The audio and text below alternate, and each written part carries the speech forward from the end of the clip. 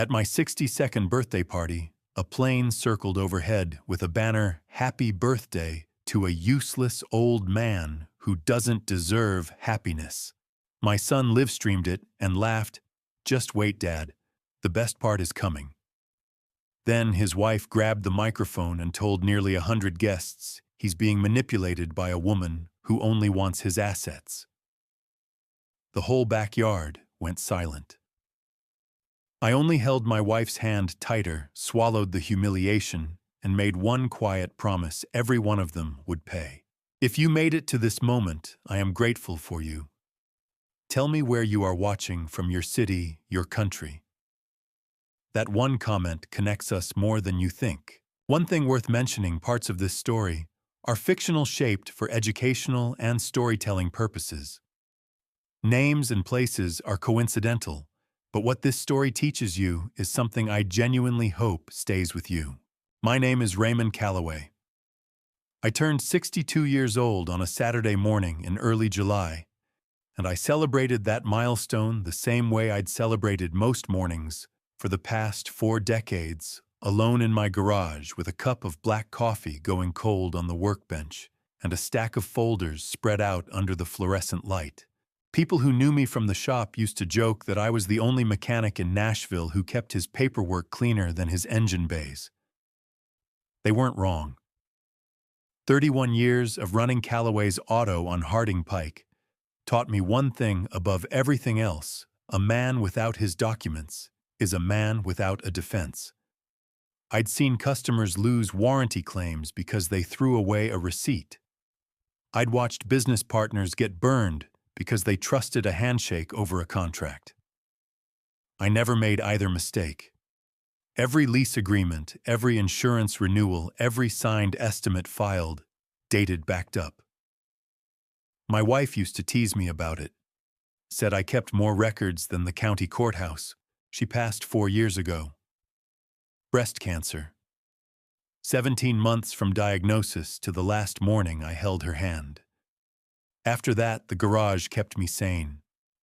The smell of motor oil and the weight of a torque wrench, those things didn't ask anything from me. They just waited.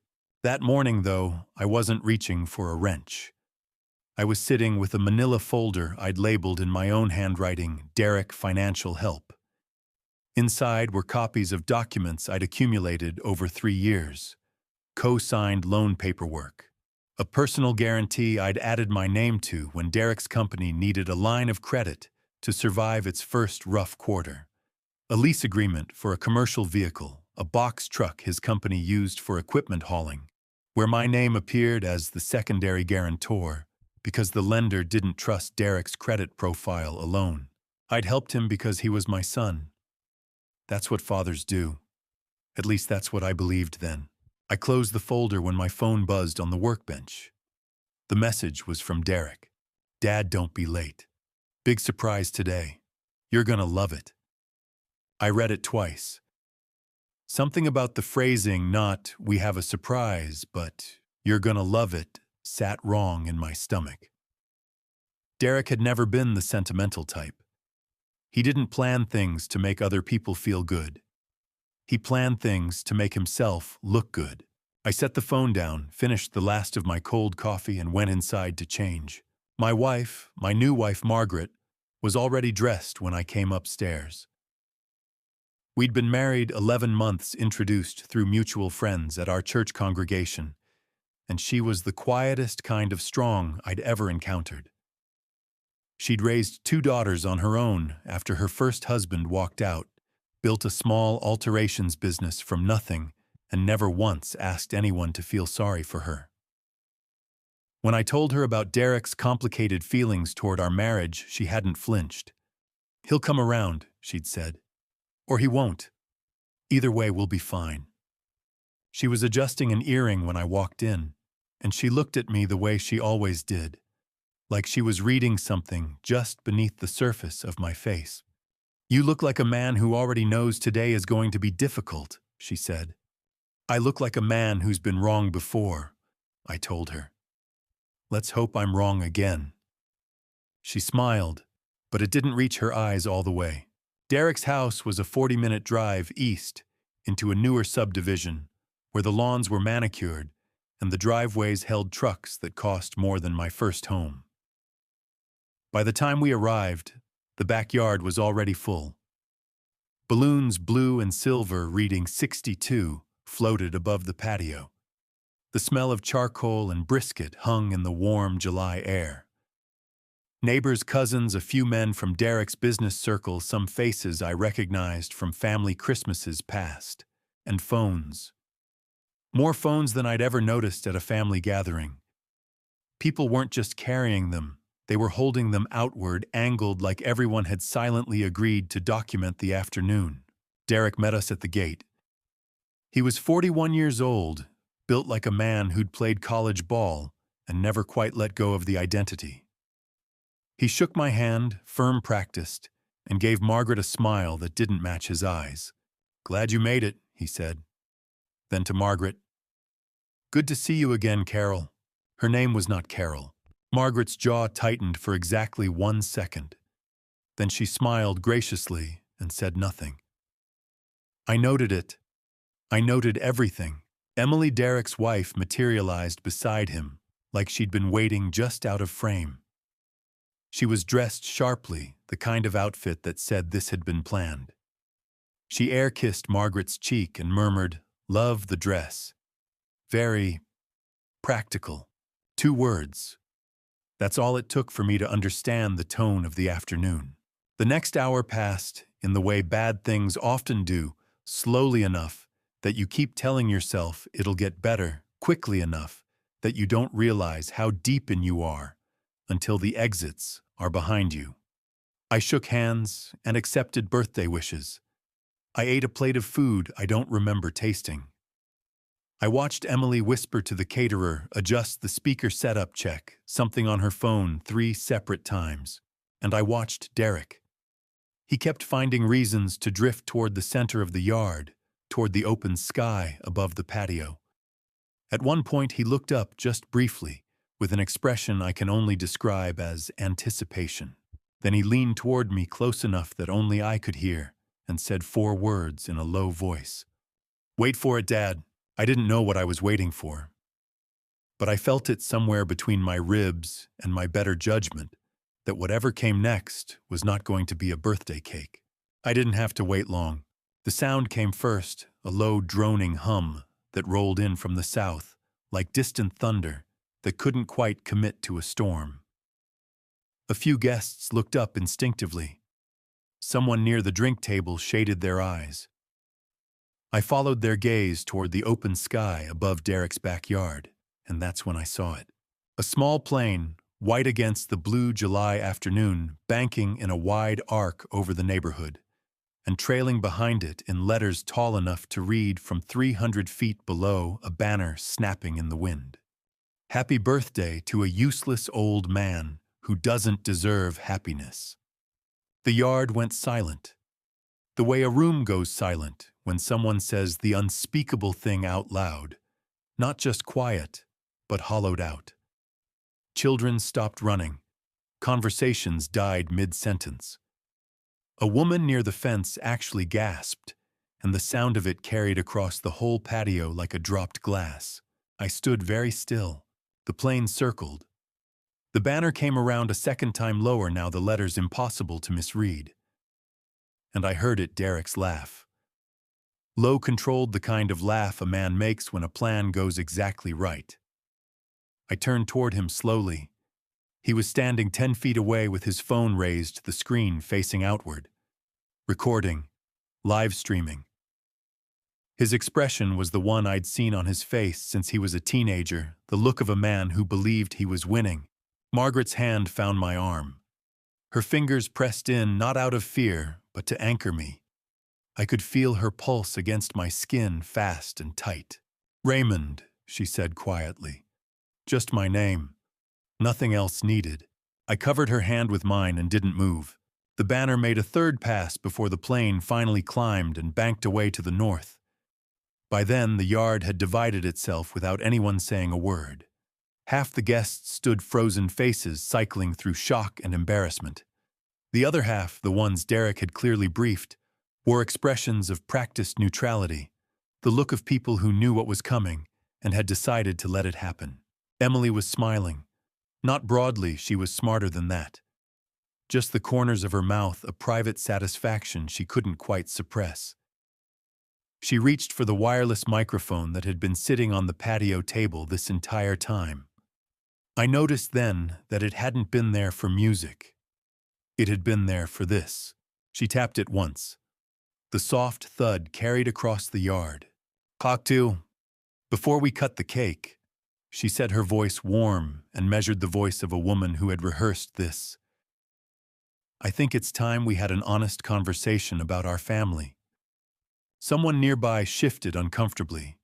A cousin of mine, a heavy-set man named Gerald, who'd driven up from Murfreesboro, muttered something under his breath and looked at his shoes. Emily continued. "We love Raymond. We do. But love means being honest. And the truth is, there are things about this woman." She gestured toward Margaret without looking at her directly, the way you gesture at an object rather than a person, that Raymond doesn't know. Things that affect all of us. Margaret's hand tightened on my arm. I felt it. I also felt something shift inside my own chest. Not anger, exactly. Anger was too hot for what this was. This was colder, more deliberate. The kind of feeling you get when you finally understand something you'd been trying not to see. Derek stepped forward slightly. His voice came out smooth, concerned the performance of a dutiful son. "Dad, we're not trying to ruin your day. We just care about you. You've worked your whole life for what you have, and we don't want to see you taken advantage of." I looked at him for a long moment. Then I spoke, not loudly, not with any heat in my voice, just clearly in the tone I used when I was telling a customer their engine had a cracked block and there was no fixing it cheap.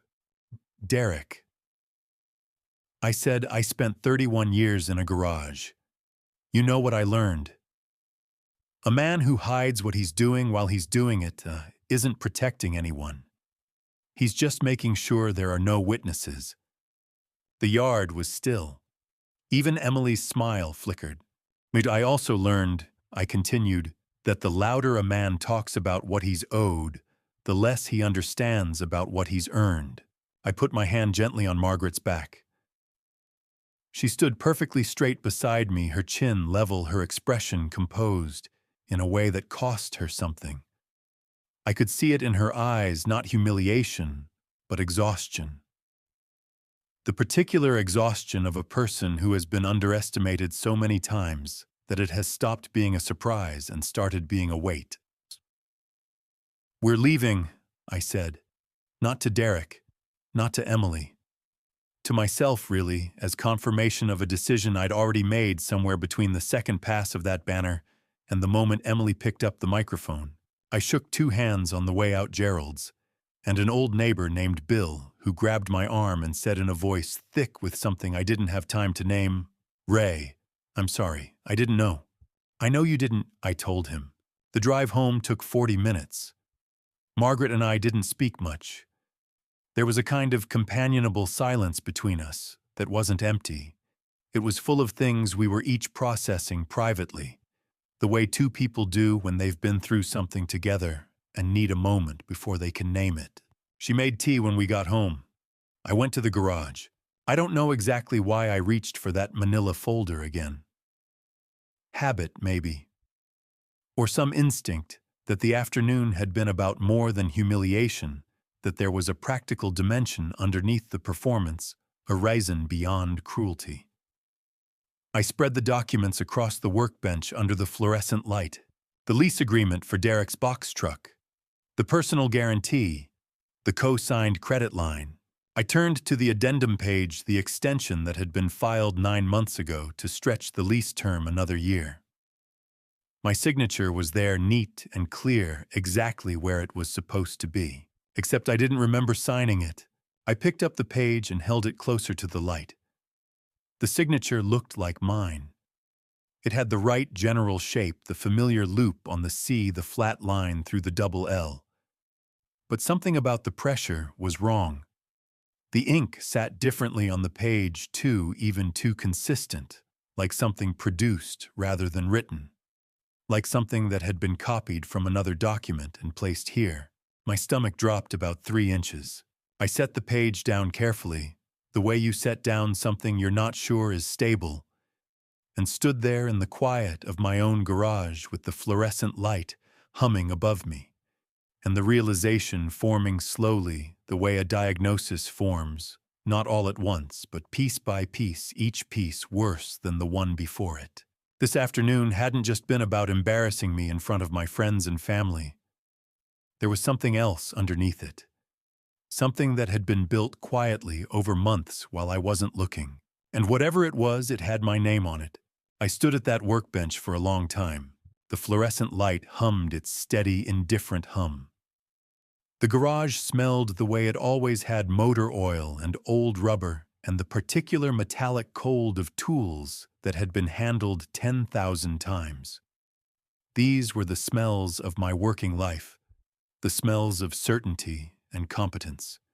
I had never once doubted my hands in this garage, but that signature on the page made me doubt my memory. I pulled out 2 other documents from the folder, the original lease agreement from 3 years ago, and a routine service authorization I'd signed for Derek's truck last spring. I laid all 3 side by side under the light and studied them the way I used to study an engine schematic before a rebuild, methodically, without rushing to a conclusion. The original lease signature was mine.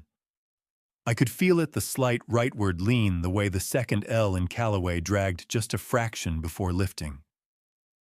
The service authorization matched.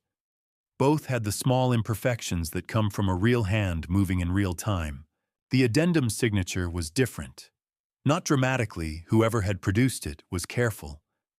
But the pressure was too consistent. The ink distribution was too uniform. It looked like a signature that had been studied and then reproduced, rather than one that had been written. Like the difference between a photograph of a fire and an actual flame. I took photos of all 3 documents with my phone. Then I placed them back in the folder, closed it, and went inside. Margaret was still awake, sitting at the kitchen table with a cup of tea she wasn't drinking. She looked up when I came in, and whatever she saw in my face made her set the cup down carefully. "Tell me," she said. So I did. I laid it out the way I would explain a mechanical problem, plainly in sequence without dramatizing it. The addendum, the signature, the feeling that something had been placed in my name without my knowledge. She listened without interrupting. When I finished, she was quiet for a moment. "Raymond," she said finally, "how long has Derek had access to your personal documents?" I thought about it. "Long enough," I said. "He helped me move some files when I had that back surgery 2 years ago. He would have seen where everything was kept." She nodded slowly. "Then tomorrow morning you call Frank." She was right. Frank DeLuca had been my closest friend for going on 26 years. We'd met at a Chamber of Commerce breakfast, back when I was trying to figure out whether to incorporate the garage, and he'd been a certified public accountant and part-time notary for most of his career before retiring. He wasn't a practicing attorney, but he understood contracts and financial documents the way I understood engines from the inside out. More importantly, he understood how people exploited paperwork, because he'd spent decades watching them try. I called him at 7:15 Sunday morning. He answered on the second ring, which told me he'd already been awake. "Ray," he said. "I heard about yesterday. Gerald called me last night. Then you know I need to talk. Merle's Diner, 8:30. I'll bring the reading glasses." Merle's was a narrow booth and counter place on Charlotte Pike that had been serving the same breakfast menu since before either of us had gray hair. Frank was already in the back booth when I arrived, a legal pad open on the table in front of him and 2 coffees already poured. He was 70 years old, broad-shouldered, with the careful eyes of a man who had spent a career noticing what other people missed. I slid the folder across the table without preamble. He put on his reading glasses and went through each document, slowly holding the addendum page up toward the window light, the same way I had held it under the fluorescent. "Tell me what you feel when you look at it," he said, without looking up. "It looks like mine," I said, "but it doesn't feel like mine. The ink is wrong." He set the page down. "You're not imagining it. The pressure distribution is too even. A real signature has micro-variations, tiny inconsistencies in how hard the pen presses at different points. This one doesn't have those." He tapped the page. "This was either traced from a scan or produced digitally and printed onto the document. Can I prove that?" "No, a forensic document examiner can prove it. That's a professional who analyzes handwriting and ink under laboratory conditions. It's a legitimate field used in courts across the country. What you have here is enough to justify requesting that examination." He paused. "But Ray, before we get to proving anything, we need to understand the full picture. Pull out everything that has your name connected to Derek's business." We spent the next 90 minutes going through the folder line by line. Frank made notes in his careful, compressed handwriting. By the time the coffee pot had been refilled twice, we had a working list of concerns, not accusations, just questions that needed answering. "Here's what I need you to understand," Frank said, capping his pen. "You don't go at this by calling Derek and confronting him. That gets you a scene, and scenes are editable. What you do is move quietly. No texts, no arguments, no threats. You gather, you verify. You let the paperwork speak. And Derek's company, the lease," Frank leaned forward slightly. "That's actually where this gets interesting. I want you to look at something."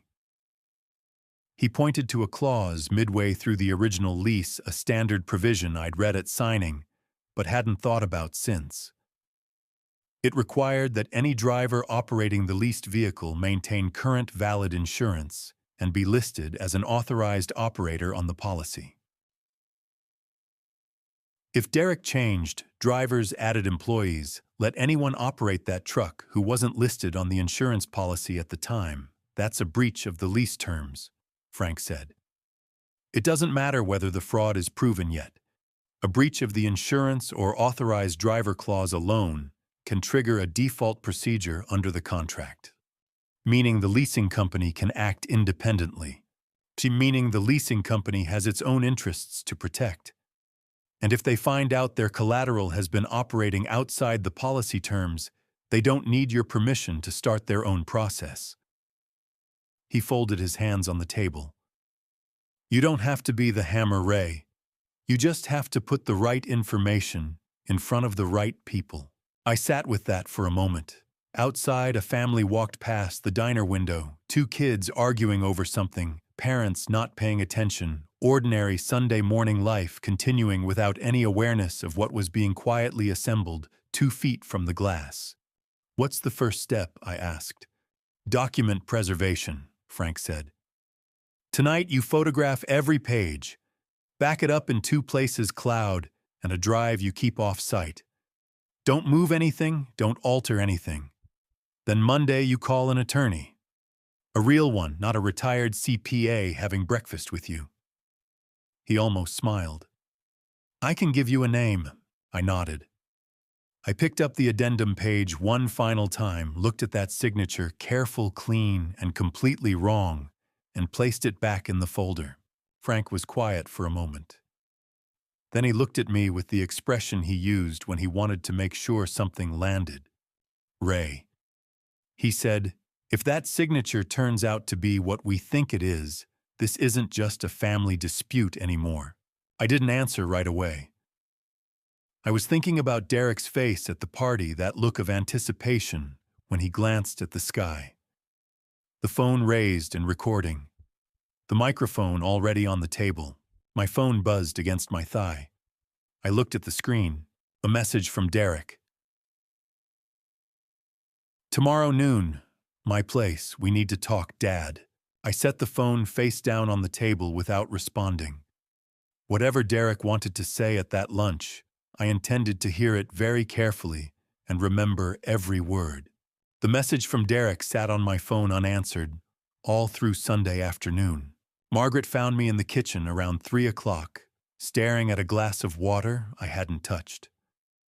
She pulled out the chair across from me and sat down with the quiet deliberateness of a woman who had decided something was going to be said. "I need to tell you something," she said, "about why yesterday didn't break me the way they expected it to." I looked at her. "You don't have to explain yourself to me, Margaret." "I know I don't." She folded her hands on the table. "That's exactly why I want to." She told me then, not dramatically, not with tears, just plainly, about her first marriage. Her ex-husband had been charming in public and corrosive in private, the kind of man who used love as a leash and generosity as a ledger. By the time she understood what was happening, her name had been tied to 3 financial decisions she hadn't fully understood, and extracting herself had cost her 2 years and most of her savings. "I learned something from that," she said. "The people who want to control you will always find a way to frame it as protection. Derek stood up there yesterday and called it love. Emily called it honesty." She paused. "It was neither." "No," I agreed. "It wasn't. So here's what I'm asking." She looked at me directly the way she always did when she meant something completely. "Every time we meet with Derek or Emily from this point forward, every phone call, every visit, I want a witness or a recording. Not because I'm afraid of them, because I refuse to be misquoted." It was the most practical thing anyone had said to me in 24 hours, and it settled something in my chest that had been loose since the night before. "Agreed," I said. We spent the rest of the afternoon making a list. Not an angry list, a careful one. Every person at that party who might have recorded the banner, the microphone moment, the expressions on Derek's and Emily's faces when it all unfolded. Frank had been clear. Original video files carried metadata, embedded timestamp, and location data that gave them far greater legal weight than a screenshot or a re-recorded clip. We needed the source files, not copies. I made 6 calls. 4 went to voicemail, 2 picked up. The first was a woman named Donna Hartwell, a neighbor of Derek's who had attended the party, and who I learned had been quietly horrified by what she witnessed. She had recorded the banner on her phone out of sheer disbelief. "Raymond," she said, her voice carrying the particular warmth of someone who felt guilty for having been present. "I didn't know any of that was planned. I couldn't believe what I was seeing." "I know, Donna. I'm not asking you to take a side. I'm just asking if you'd be willing to share the original file." A brief silence. "Yes. I'll send it right now." The second call was to a man named Curtis Webb, an old acquaintance from my church, who had been standing near the back of the yard with his teenage son. Curtis had recorded the entire microphone segment on a newer phone with good audio quality. He transferred the file without hesitation. "That woman had no business talking about Margaret that way," he said flatly. "None." By early evening, Margaret and I had 4 video files saved to my phone and backed up to a cloud account I had created that morning using a new email address. Each file was original, unedited, with full metadata intact. We watched them together at the kitchen table side by side without commentary. The banner footage from Donna's phone was clear enough that the words were fully legible. But it was Curtis's clip that stopped us both. Emily was standing at the microphone, her voice smooth and projected entirely in control of her performance. And then, in a moment, she clearly hadn't anticipated being captured at that angle. She turned slightly toward a woman standing nearby and said quietly, but well within the microphone's range, 4 words that the audio picked up without distortion. "She's after the assets." Margaret heard it and went very still. I reached over and pressed pause. The frame froze on Emily's face, composed, deliberate, the face of someone who believed she was managing a situation rather than exposing herself. "That's defamation." I said quietly. In American law, defamation means making a false statement of fact about someone to a third party in a way that damages their reputation. Emily had just done exactly that in front of 90 people with a live microphone. That statement is false, it was made publicly, and it caused harm. That's the legal definition. Margaret was quiet for a long moment. Then she said, "I want you to send that clip to Frank tonight." Already planned on it. She stood up, moved to the sink, and stood with her back to me for a few seconds. When she turned around, her expression had shifted not to anger, but to something harder and cleaner than anger. "Raymond," she said, "I didn't marry you to be a problem for your family to solve. I married you because you're a decent man who deserved someone in his corner." She held my gaze. "So let me be in your corner. All the way." I forwarded the clip to Frank with a short note. Then I backed up every file one more time to a portable drive I locked in the garage safe, the same safe where I kept my most important shop documents, the one whose combination only I knew. I was closing the safe when I heard Margaret call from the front of the house. Her voice was careful, controlled the voice she used when she didn't want to alarm me but needed me present. I walked to the front door. She was standing in the open doorway holding a plain white envelope that had been left on the porch. No stamp, no return address, just my name written in block letters on the front. Inside was a printed screenshot of Derek's live stream from the party, and below it a single typed line. "Your dad is a joke. The whole town knows it now." I stood there reading it twice. Then I looked up at Margaret. "Keep it," I said. "Bag it, don't fold it. Everything they send us is something they're giving us." She nodded and went to find a Ziploc bag. I stayed in the doorway a moment longer, looking out at the quiet Sunday street, thinking about what Frank had said, that I didn't have to be the hammer. I just had to put the right information in front of the right people. Tomorrow was Monday, and I had a lunch appointment I intended to walk into fully prepared. Frank had made the call Sunday evening while I was backing up the video files. By 7:30 Monday morning, I was sitting across from a woman named Patricia Owens in a downtown Nashville office on 4th Avenue.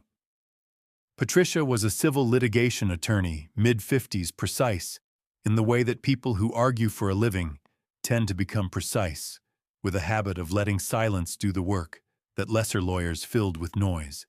Frank had known her for 15 years and trusted her the way he trusted his own accounting completely, and with documentation. I laid everything on her desk. The folder, the addendum page with the questionable signature, the video files on a thumb drive, the Ziploc bag containing the anonymous envelope, the notes Frank and I had written on a legal pad at Merle's Diner. She went through each item without speaking. When she finished, she set her pen down and looked at me. "Mr. Calloway," she said, "I want to be clear about what we can and cannot do today. What you have here is sufficient to justify 3 immediate actions. First, a preserve evidence notice to your son and his business. This is a formal legal demand, requiring them to retain all documents, communications, and records related to any agreement bearing your name. Destroying or altering those materials after receiving this notice could expose them to serious legal consequences.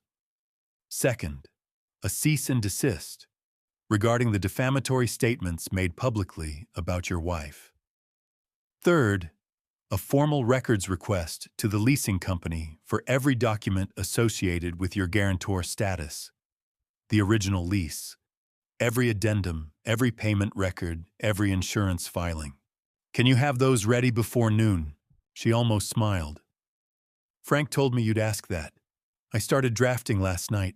I left her office at 9:15 with copies of all 3 documents in a folder and the originals already dispatched by certified mail and email. A cease and desist, properly delivered, creates a legal record of notice, meaning if Derek or Emily continued their behavior after receiving it, that continuation became evidence of willful conduct. The preserve evidence notice meant that if they deleted anything, that deletion could be used against them. And the records request meant the leasing company was now formally on notice that the guarantor on their contract was scrutinizing every page. Patricia's last words as I left were measured and deliberate. "Mr. Calloway," she said, "if that signature is forged, they didn't just embarrass you. They committed a crime." I drove east with that sentence sitting in the passenger seat beside me. Derek's house looked different in the Monday noon light, smaller somehow, without the balloons and the crowd and the performance of Saturday afternoon. He opened the door before I knocked, which told me he'd been watching for my car.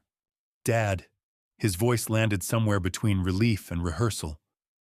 "Come in." Emily was in the kitchen, visible through the archway, moving with the deliberate busyness of someone who wanted to appear uninvolved while remaining within earshot. I noted it and said nothing. Derek poured 2 glasses of water and set them on the table. He didn't touch his. "I know Saturday was a lot," he started. "It was a choice," I said, "not an accident." He shifted in his seat. "Look, things have been tense. Emily and I, we've been worried. About you. About the situation." He spread his hands open on the table, the gesture of a man trying to look like he had nothing to hide. "We don't want things to get complicated, Dad. We just need you to understand where we're coming from." "Tell me where that is, Derek." He leaned forward slightly. "We need you." "Okay, the business needs stability right now, and your name on those agreements gives us that. That's all this is." I watched him for a moment. 30 years of reading customers, knowing the difference between a man who didn't understand what was wrong with his engine and a man who understood perfectly and was hoping you didn't had given me a finely calibrated sense for the second type. "What were those papers on your desk?" I asked. Something moved behind his eyes. Fast controlled, but there. "What papers?" "The ones with the bank logo. The ones you moved to the side drawer when I sat down." From the kitchen, Emily's movements had gone still. Derek's jaw tightened. "Those are business documents. Nothing that involves you, Roxo." I said quietly, "Everything in this house that has my name on it involves me." He looked at me, then really looked the way he hadn't done in years, and I saw something shift in his expression. Not remorse, not guilt exactly. Something more like recalculation. And Dad, just don't make this into something it isn't. We're family. That word. I had heard it used as a reason, a shield, a debt collector, and a threat, sometimes all 4 in the same conversation. I stood up. "I'm not making it into anything," I said. "I'm just paying attention. Something I should have done sooner." I picked up my folder from the table. I had not opened it once during the entire meeting. I hadn't needed to. "Tell Emily the legal mail will arrive tomorrow," I said. "She should read it carefully." I walked to the door. Derek followed, and for a moment he stood in the frame behind me, and I could hear the particular silence of a man who had expected a different conversation and hadn't yet decided what to do with the one he'd gotten instead. I didn't look back. I was halfway to my truck when I heard Emily's voice from inside, sharp and low, cutting through the afternoon quiet. "He can't do anything," she said.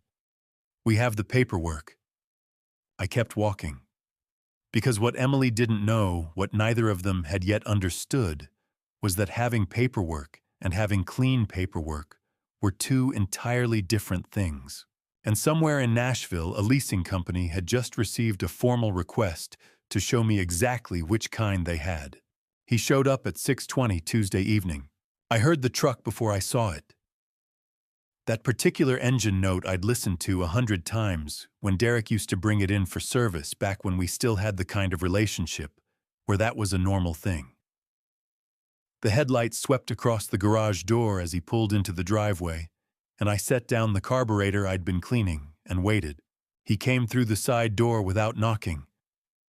That told me everything about his state of mind. He still thought of this space as somewhere he had automatic entry. He looked around the garage the way people look at a place they associate with a version of themselves they no longer inhabit, then settled his gaze on me. "We need to talk," he said. "You drove 40 minutes on a Tuesday night," I said. "So talk." He pulled a stool from beside the workbench and sat down uninvited, another tell. Derek always occupied space before he asked permission. It was a habit he'd had since he was 19 years old, and he'd never once examined it. "The legal mail arrived this afternoon," he said. "Patricia Owens. Frank set that up, didn't he?" "Frank introduced us," I said. "I made the decision." Derek's jaw worked for a moment. "Dad, this is your making this so much bigger than it needs to be. Emily and I made a mistake on Saturday. Things got out of hand. But sending cease and desist letters requesting lease records..." He shook his head. "That's not how family handles things." "Tell me how family handles things, Derek." "So by talking. By sitting down and working it out without lawyers." I picked up a shop rag and wiped down my hands slowly, the way I always did, when I needed a moment to think without showing that I needed a moment to think. The garage was quiet around us tools on their hooks. The faint smell of motor oil, the particular stillness of a space that had absorbed 30 years of honest work. "You hired a plane," I said. "You arranged for a banner to fly over a party you invited me to. You handed Emily a microphone and let her stand in front of 90 people and call my wife a gold digger." I set the rag down. "That's not things getting out of hand, son. That's a plan." Derek stood up from the stool. He was taller than me by 2 inches, and had always used it unconsciously, that slight physical advantage, the way certain people lean on height, the way others lean on volume. "You want to know the truth." His voice had shifted, the rehearsed concern was gone, and what replaced it was something rawer and less careful. "Margaret walked into this family, and suddenly everything changed. You stopped returning my calls. You stopped coming to Sunday dinners. You stopped being available when we needed you. And now you're hiding behind lawyers and paperwork, like we're strangers to you. Like 62 years of being your son means nothing anymore." He paused, and I could hear him breathing short, uneven breaths, the kind that come just before a person says something they cannot take back. "We are your family, Dad, not her." "When you needed me," I said, "or when the business needed my signature, so..." The silence that followed was the loudest thing in the room.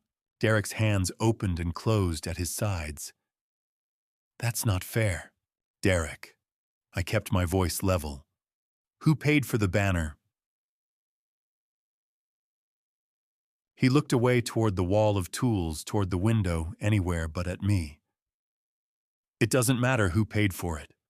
It matters to me. And it'll matter to a judge if it comes to that." He turned back sharply. "Don't threaten me." "I'm not threatening you. I'm asking a question you keep refusing to answer." I held his gaze. "Who paid for the banner?" He said nothing for a long moment.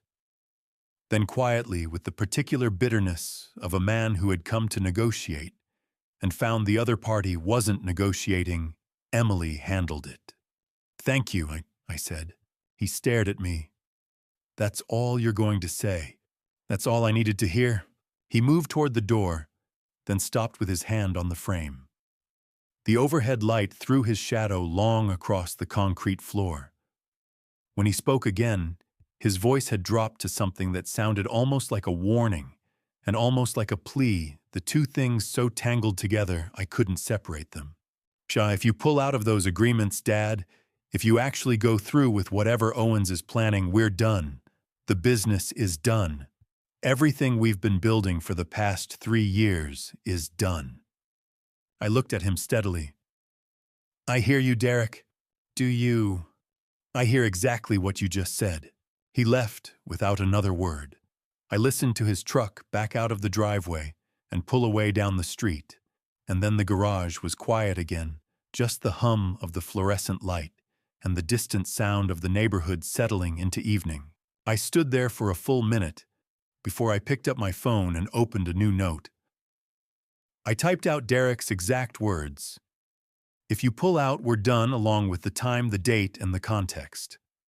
What Derek had said, intentionally or not, was a legal acknowledgement that my name was actively embedded in a financial agreement that his business depended on. That kind of statement made in a private confrontation carried weight. Patricia needed to know about it. By Wednesday morning, the phone calls had started. Not from Derek, from the periphery. An aunt in Clarksville who said she'd heard I was trying to destroy Derek's business and wanted to know if it was true. A cousin who left a voicemail explaining that family didn't take each other to court. A man from our old church who said he was calling as a friend and spent 4 minutes telling me why I was wrong. None of them had seen the banner. None of them had been at the party. All of them had apparently seen Emily's Facebook post. Margaret showed it to me over breakfast. Emily had written 3 paragraphs about the importance of protecting family from outside influences, about the pain of watching a parent be led astray by someone with unclear intentions, about the courage it took to speak difficult truths. She had not mentioned the plane. She had not mentioned the microphone. She had not mentioned anything that had actually happened on Saturday. What she'd written was a performance of virtue carefully constructed to reach people who hadn't been present.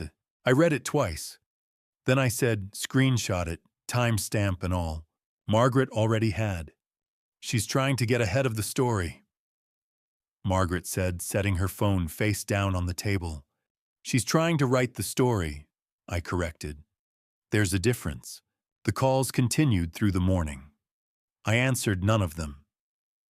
Margaret and I had agreed everything went through Patricia, and anything that crossed the line from pressure into threat got documented and forwarded.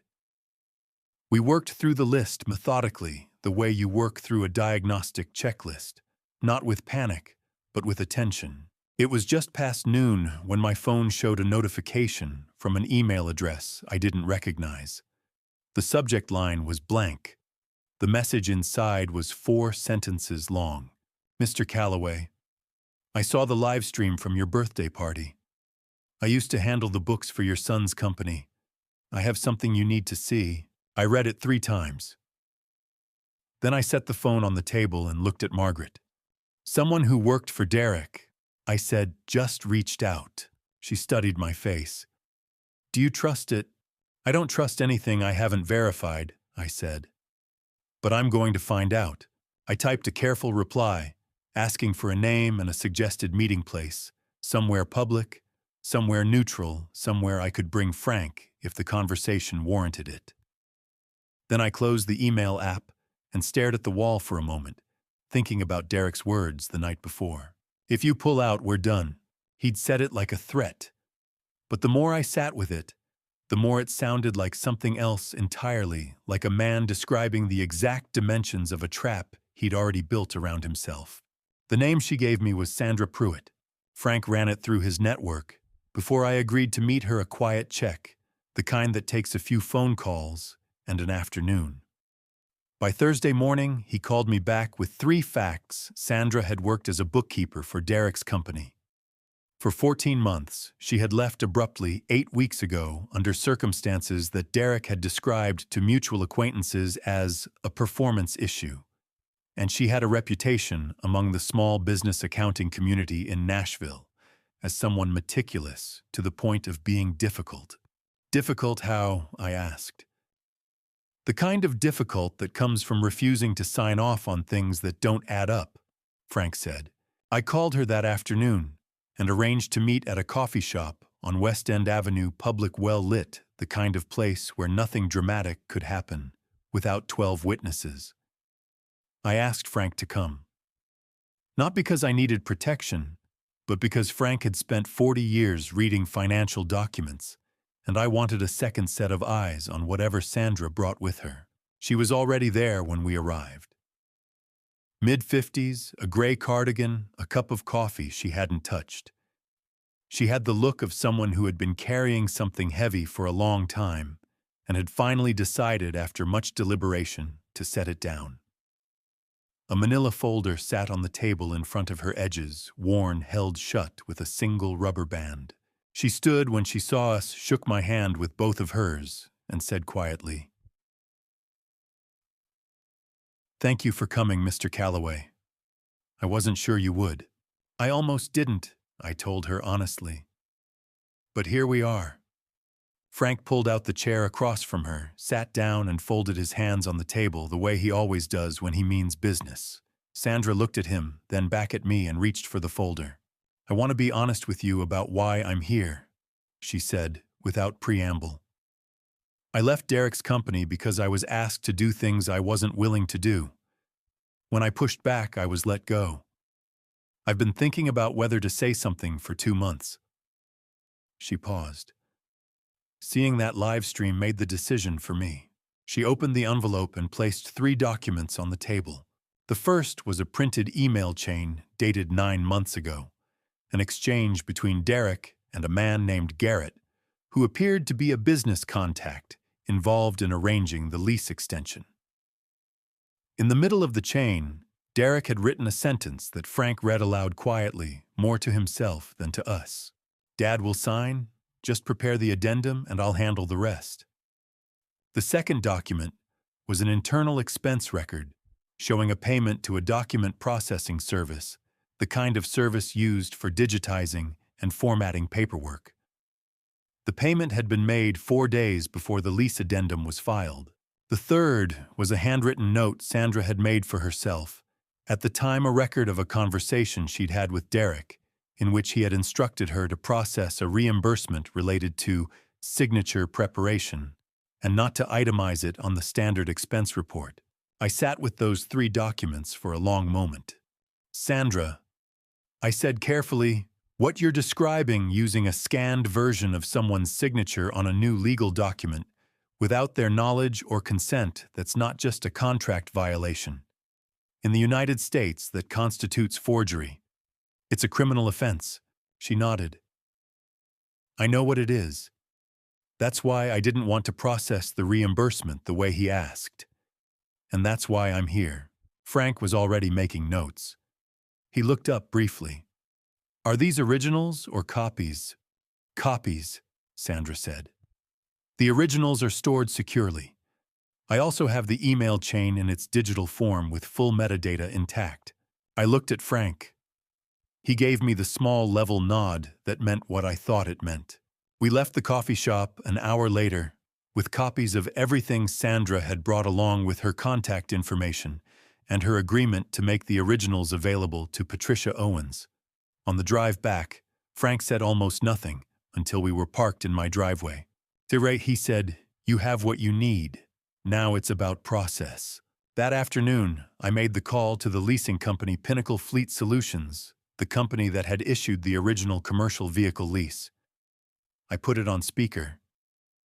Margaret sat across from me with a notepad. Frank stood by the window. The representative who answered was a man named Todd, who had the careful, slightly guarded manner of someone trained to give information without giving away too much. I identified myself as the guarantor on the account and told him I had questions about the records associated with the agreement. He pulled up the file. I asked my 3 questions slowly and in order. "First, can you confirm who is listed as the authorized signer on the lease extension filed 9 months ago?" A pause. "The extension lists you as the authorizing guarantor, Mr. Calloway." "Second, can you confirm that the insurance policy on the leased vehicle has been continuously maintained and current with all authorized drivers properly listed?" A longer pause. The sound of keyboard clicks. "I'm showing a lapse in the supplemental coverage for a period of approximately 6 weeks, ending about 4 months ago. The primary policy remained active, but the supplemental rider covering additional operators was not renewed on time." I wrote that down. Margaret underlined it twice. "Third question," I said. If it were determined that the signature on a lease extension had been obtained without the guarantor's knowledge or consent, hypothetically speaking, what would your company's process be? The pause this time was the longest. Mr. Calloway. Todd said, "We have procedures for that. Documented procedures. It would trigger an internal review of the entire agreement." "Thank you, Todd," I said. "I appreciate your time." I ended the call. The room was quiet for a moment. Then Frank set his pen down on the table with a soft, deliberate click. "The insurance lapse is a breach of the lease terms," he said. "That alone gives them grounds to act independent of the signature question. You don't have to prove the fraud to put the machine in motion. The machine has its own reasons now." I was still writing notes when my phone buzzed on the table. A text from Derek. 5 words, no punctuation, sent at exactly the moment the call had ended, as if he somehow knew. "I'll make everyone believe you're mentally unwell." I read it twice, set the phone down, looked at Frank, then at Margaret. "Log it," I said. "Time, date, exact wording." Margaret was already writing. And somewhere behind that threat, I could hear something I recognized from 30 years in the repair business. The sound of a man who had just realized the damage was worse than he'd told anyone, and was now looking for someone else to blame for it. I called Patricia at 6:30 that evening. She picked up on the second ring, which told me she had been expecting to hear from me before the weekend. I read her Derek's text message word for word. "I'll make everyone believe you're mentally unwell," and the line went quiet for a moment, in the particular way that lawyers go quiet when something confirms what they already suspected. "Screenshot it and send it to me tonight," she said. "Time-stamped, unedited, directly from your Messages app. Already done." "Good." A pause. "Raymond, I need to tell you something, and I need you to hear it without panicking. This message suggests they may be considering a conservatorship filing. I had heard the word before in a general sense, the legal process, by which a court appoints someone to manage the affairs of a person deemed unable to do so themselves. What I had not considered until that moment was that it could be used as a weapon." Patricia explained it plainly. "In Tennessee, as in most states, a conservatorship petition requires documented evidence that the subject lacks the mental or physical capacity to manage their own affairs. A judge would not simply take someone's word for it. Medical evaluations, witness testimony, and a formal hearing would all be required. It was not a process that could be weaponized easily or quickly. Shakiti. But, Patricia said, the threat itself is significant. If they file even without merit, it creates a public record and a period of uncertainty that can be used to pressure you into compliance. It's a delay tactic dressed up as concern. And so how do we stop it before it starts?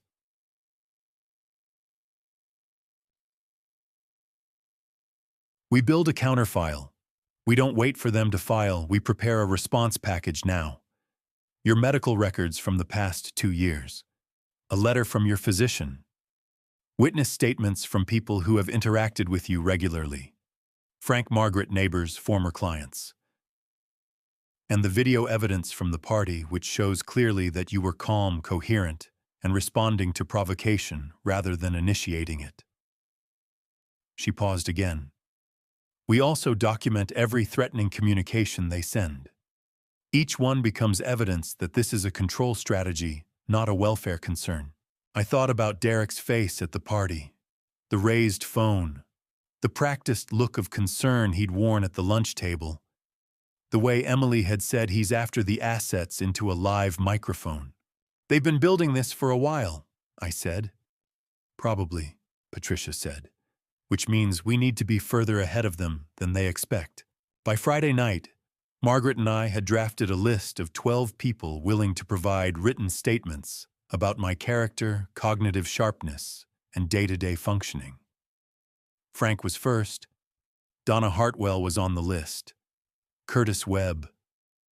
3 former clients from the garage who had worked with me within the past year. 2 neighbors. A deacon from our church who had known me for 11 years. Saturday morning, I made one phone call. I called Derek. Not to argue, not to threaten. I had one sentence prepared and I delivered it in the same tone I used when I told a customer their vehicle was ready, calm, factual, final. To Derek, I said, I want you to know that I've spoken with my doctor and I've asked Frank and several friends to provide written statements about my health and judgment. I thought you should know in case it's relevant to anything you're planning. 3 seconds of silence. What's that supposed to mean? He said. It means exactly what I said. Have a good weekend. I ended the call and set the phone on the workbench. Frank had coached me on this the night before. The goal was not to provoke, it was to signal clearly and without hostility that Raymond Calloway had anticipated the move and had already begun to answer it. Sometimes the most effective thing you can say is a sentence that closes a door the other person thought was still open. Derek's response came 40 minutes later, not as a call, but as a text. You think this is a game, we have lawyers too. You'll regret making us your enemies. Emily's response came 11 minutes after that from her own number. We have documentation that proves you've been erratic and difficult for years. Try us. I photographed both messages with a separate device to preserve the metadata, then forwarded the originals to Patricia with a single line, 2 more for the file. Patricia's reply came back within minutes. This is exactly what we needed. They've just demonstrated the harassment pattern in writing. Keep your phone charged. Margaret read the exchange over my shoulder and said nothing for a moment. Then, they think threatening you is the same as winning. A lot of people make that mistake, I said.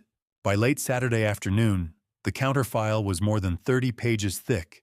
Medical summary, physician's letter, 12 witness statements, the full video evidence package, the time-stamped text messages, Emily's Facebook post, the anonymous envelope from the porch, and a written timeline of every significant event since the birthday party.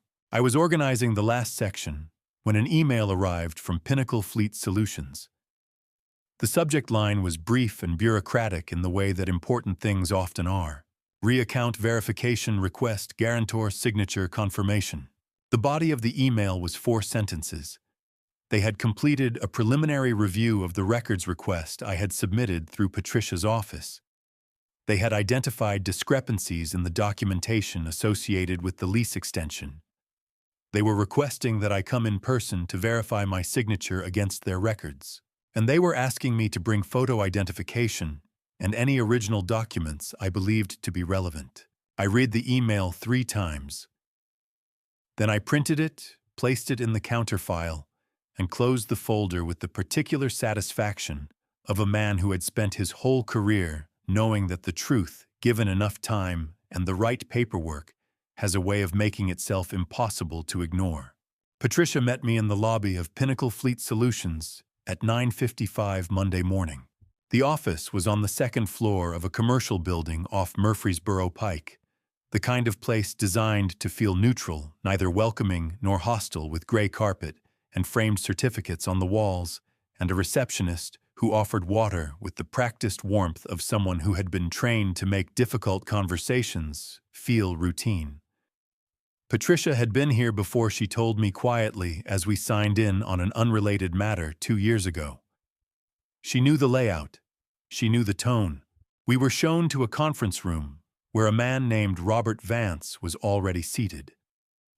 Vance was the regional account manager for commercial leasing, mid-50s, heavyset, with the particular brand of careful professionalism that comes from spending a career managing other people's financial problems. He shook my hand, shook Patricia's, and gestured to the chairs across from him without unnecessary ceremony. "Mr. Calloway," he said, opening a folder on the table, "thank you for coming in. As I mentioned in my email, we've conducted a preliminary review of the records associated with your guarantor account, and we've identified some items we need your help clarifying." "Of course," I said. He placed 3 documents on the table. The original lease agreement, the addendum filed 9 months ago, and a signature verification form he asked me to complete on the spot. I signed it in full view of both Vance and Patricia using my normal signature with its natural variations and imperfections. Vance placed my fresh signature beside the addendum signature and studied both without speaking for a moment. "Mr. Calloway," he said carefully, "I want to be transparent with you. There are characteristics in the addendum signature that are inconsistent with your signature on the original agreement and with what you've just provided. Our compliance team flagged this during the preliminary review." "What kind of inconsistencies?" Patricia asked. "Pressure distribution, ink flow, the angle of certain letter forms." He closed the folder. "I'm not a forensic examiner, and I won't characterize what I'm seeing beyond saying that it warrants further analysis. What I can tell you is that this triggers our internal audit protocol, a formal review of every document in the account file, including payment records, insurance filings, and all communications associated with the account." I nodded slowly. "And what does that process look like?" "It means we bring in our compliance team. We may engage an outside forensic document examiner. We notify our legal department." He paused. "And depending on what the audit finds, we notify the relevant lender and insurer, because they have interests in this account as well." Patricia leaned forward slightly. "Mr. Vance, just so we're clear, this audit proceeds regardless of what Mr. Calloway does or doesn't do from this point forward." "Correct," Vance said. "Once the protocol is triggered, it runs independently. That's by design. It protects the company, and frankly, it protects the guarantor as well." He then asked me one final question, in the measured tone of a man who already suspected the answer. "Mr. Calloway, do you have any reason to believe that someone with access to your personal documents may have submitted this addendum without your authorization?" I looked at him steadily. "Yes," I said, "I do." He wrote something in the margin of his notepad, capped his pen, and stood to shake my hand again. "We'll be in touch through your attorney's office." The drive home took 20 minutes. Patricia and I didn't speak much. She was already on her phone, making notes, sending emails. When she dropped me at my car, she said two things. "They'll find what Sandra gave us and more. Their audit will go deeper than we could go on our own." She paused at the wheel. "And Raymond, whoever had access to your email account, your documents, your digital life, you need to close every door today, not tomorrow, today." I spent the next 2 hours doing exactly that. I changed every password, email, bank accounts, the cloud storage where I kept scanned documents, the account I used for the garage's old business records. I enabled two-factor authentication on everything that offered it, which meant any future login attempt would require a code sent to my phone, a phone only I controlled. I called my bank directly and placed a verbal flag on the account requesting that any changes to authorized users or contact information require in-person verification with photo identification. Then I pulled my credit report. In the United States, every consumer has the right to access their credit report from each of the 3 major bureaus, Equifax, Experian, and TransUnion, and to review every inquiry account and reported activity. I had not checked mine in over a year. It was a gap I was not proud of. I found it on the 3rd page of the Experian report. A hard inquiry, the kind generated when someone applies for new credit in your name, dated 11 weeks ago. The name of the requesting institution was a commercial lending company I had never heard of and had certainly never contacted. 11 weeks ago. Around the same time the lease addendum had been filed. I set the report on the workbench and stared at it for a long moment. A hard inquiry meant that someone using my personal information had applied for credit in my name without my knowledge or consent. In the United States, that was identity fraud, a federal offense separate from and in addition to the forgery question. I photographed the page and texted it to Patricia with 3 words, "Found another one." Her reply came back in under a minute. "Call me when you're ready." This just got significantly more serious. I was still holding the phone when Margaret appeared in the garage doorway. She had a look on her face that I had learned in 11 months of marriage meant she had found something she hadn't been looking for. "Raymond," she said quietly, "you need to come see this." Margaret was standing at the kitchen table with her laptop open when I walked in from the garage. She didn't say anything at first. She just turned the screen toward me. It was a video shot on a phone, slightly shaky, in the way that candid recordings always are from an angle I didn't immediately recognize. Then I placed it the far left corner of Derek's backyard, near the gate where the older guests had clustered during the party. Someone had been standing there with their phone held low, almost hip level, which was why the footage had a different quality than the clips Donna and Curtis had provided. It caught the scene from below and to the side the way a security camera might, without the self-consciousness of someone who knew they were recording. "Who sent this?" I asked. "Helen Marsh," Margaret said. "She's in my Tuesday Bible study. She called me this afternoon." Margaret paused. "She said Emily came to the Wednesday evening service and told 3 women that you had been behaving erratically for months, that you'd been making poor financial decisions, that she and Derek were worried about your mental state." Margaret's voice stayed even, but I could hear the effort it cost her. "Helen said she didn't believe a word of it. She went home and found the video on her phone from Saturday and called me within the hour." I pulled out a chair and sat down. Helen Marsh, a woman I knew by face and by name, a quiet, observant presence in the congregation, who had been attending the same church for 30 years, had been standing near the gate at the birthday party with her phone in her hand. Not recording intentionally, she had told Margaret. She'd been trying to show a photo to a friend when the banner appeared, and her phone had automatically captured the next several minutes of video without her realizing it. Sometimes the most important footage is the kind nobody planned to take. I called Patricia and put her on speaker while Margaret set up the laptop on the kitchen counter so we could watch the clip together. The first 90 seconds showed the banner passing overhead, not from below, looking up as in Donna's footage, but from the side, which meant you could see the faces of the people watching it. Derek's face was visible in the upper left of the frame. He was not looking up at the banner. He was looking at his phone screen, and he was smiling. "Pause it," Patricia said. Margaret paused the clip. "Not that footage shows your son watching a live stream or recording rather than reacting to the banner as a surprise," Patricia said.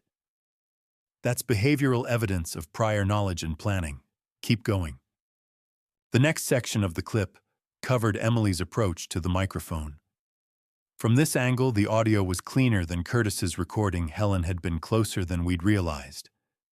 Emily's voice came through sharp and clear, including the moment she turned slightly and said to the woman beside her, loud enough for the microphone to pick up, "She's after the assets."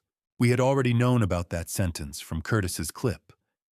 But Helen's footage added something Curtis's hadn't captured. 4 minutes and 17 seconds into the recording. In the brief window between Derek's whispered exchange with a guest and Emily's walk to the microphone, Emily glanced down at her watch. It was a small gesture. Quick, habitual, the kind of thing a person does without thinking, but the timing was exact. She checked the time 53 seconds before the banner made its final pass over the yard. "She knew when the plane was coming back," I said. "She timed her walk to the microphone," Patricia said. "She wanted to be standing there holding it when the banner made its last pass. For the camera, for the live stream." A pause. "Raymond, this is premeditation. This is not a family dispute that got out of hand. This is a coordinated event." The word settled over the kitchen like a change in air pressure. Margaret closed the laptop gently. She walked to the counter, filled a glass of water, and stood with her back to me for a moment. When she turned around, her eyes were clear. Helen also said," Margaret continued, "that she told Emily directly at the Wednesday service that she didn't believe the things Emily was saying about you. And Emily told her that anyone who defended you was only seeing what you wanted them to see." Margaret set down the glass. Helen said that was the moment she decided to call me. I thought about Helen Marsh, a woman in her late 60s, who had spent 30 years in the same congregation, who had watched my family from a careful, quiet distance, who had held her phone at hip level on a Saturday afternoon without knowing she was collecting evidence that would matter weeks later. I need to call her, I said, to thank her. She asked me to tell you, Margaret said, that she's available to provide a written statement. She already spoke with her own pastor about it. I forwarded Helen's clip to Patricia, along with a note about the timestamp observation, the watch check, the 53 seconds, the deliberate walk to the microphone. Patricia's response was immediate. This addresses the guardianship threat directly. Between the credit report inquiry, the signature discrepancy, the audio evidence, and now this, they cannot credibly claim you are the unstable party in this situation. I'll have a formal response package ready by Thursday. I set the phone down and looked at the closed laptop on the counter. 4 video files, each one captured by someone who had simply been present and paying attention. 4 ordinary people with phones who had, without coordination or instruction, documented a performance that its architects had assumed would be remembered only as they intended it. I replayed the clip one more time in my mind. Emily's glance at her watch. The 53 seconds. The deliberate walk. There was something else in that footage, though. Something I had noticed in the final few seconds before Helen's phone had stopped recording. A detail so small I'd almost passed over it. A detail that, if I was reading it correctly, pointed to something I hadn't yet fully accounted for. I didn't mention it to Margaret that night. I needed to look at it again in the morning more carefully before I said anything to anyone. Before I reveal what the investigation confirmed, and trust me, what came back in that report was something I was not fully prepared to see in writing. I want you to do one thing. Comment the word "open" below. Just that one word. It tells me you are here, and it tells me this story is reaching the right person. What I am about to share is the moment everything stopped being a suspicion and became a fact. A small note. The following portion of this story contains certain recreated and fictionalized elements, included purely for educational and storytelling purposes. If you feel this content is not the right fit for you, this is a perfectly good place to stop and choose something that serves you better. That decision is entirely yours. I was in the garage at 5:45 Tuesday morning with Helen's clip open on my laptop and a cup of coffee I hadn't touched. The detail I had noticed the night before was in the final 11 seconds of the recording. At the point where Helen's phone had been angling slightly downward, she had been lowering it, probably assuming the main event was over. The frame had caught a brief, unguarded exchange near the side gate of Derek's backyard. Derek, and a man standing close beside him. The man was turned partially away from the camera, but his profile was visible for 3 clear seconds before Helen's recording ended. Medium build, light jacket, despite the July heat. The particular posture of someone who belonged somewhere without wanting to be noticed belonging there. I had seen that profile in a document. I pulled up the email chain Sandra had provided the exchange between Derek and his business contact, arranging the lease extension. The name at the top of the chain was Garrett Holloway. I had no photograph of Garrett Holloway, but I had a 3-second profile in a video taken at my birthday party, and I had the instinct of a man who had spent 30 years reading people across a repair counter. I called Patricia at 7:15. "The man standing with Derek when the banner flew over," I said. "I think it's Garrett Holloway, the contact from the lease extension email chain." A pause. "If that's confirmed, it places a material witness to the fraud at the scene of the public humiliation. That's not coincidence, Raymond. That's coordination across multiple fronts." Another pause. "Send me a screenshot of the frame. I'll have someone who knows Holloway's face take a look." I sent it within the minute. By 8 o'clock, Margaret had made breakfast. Neither of us was particularly hungry and we were sitting across the kitchen table from each other with the quiet that had become familiar between us. Not empty silence, but the kind that holds weight without requiring words to fill it. "Whatever Pinnacle finds," she said finally, "it goes further than Derek and Emily, doesn't it?" It wasn't a question. Probably, I said. Garrett Holloway arranged the paperwork. Derek signed off on the plan. Someone paid for the banner, organized the live stream, scripted Emily's speech. I turned my coffee cup in my hands. This wasn't put together by two people acting on impulse. She nodded slowly. And if the investigation goes where it might go, what happens to the people who work for Derek? The ones who just showed up to do their jobs? I had been sitting with that question since Frank had first raised the insurance lapse issue 2 weeks ago. I didn't have a clean answer then. I still didn't have one now. Frank arrived at 9, as I had asked him to.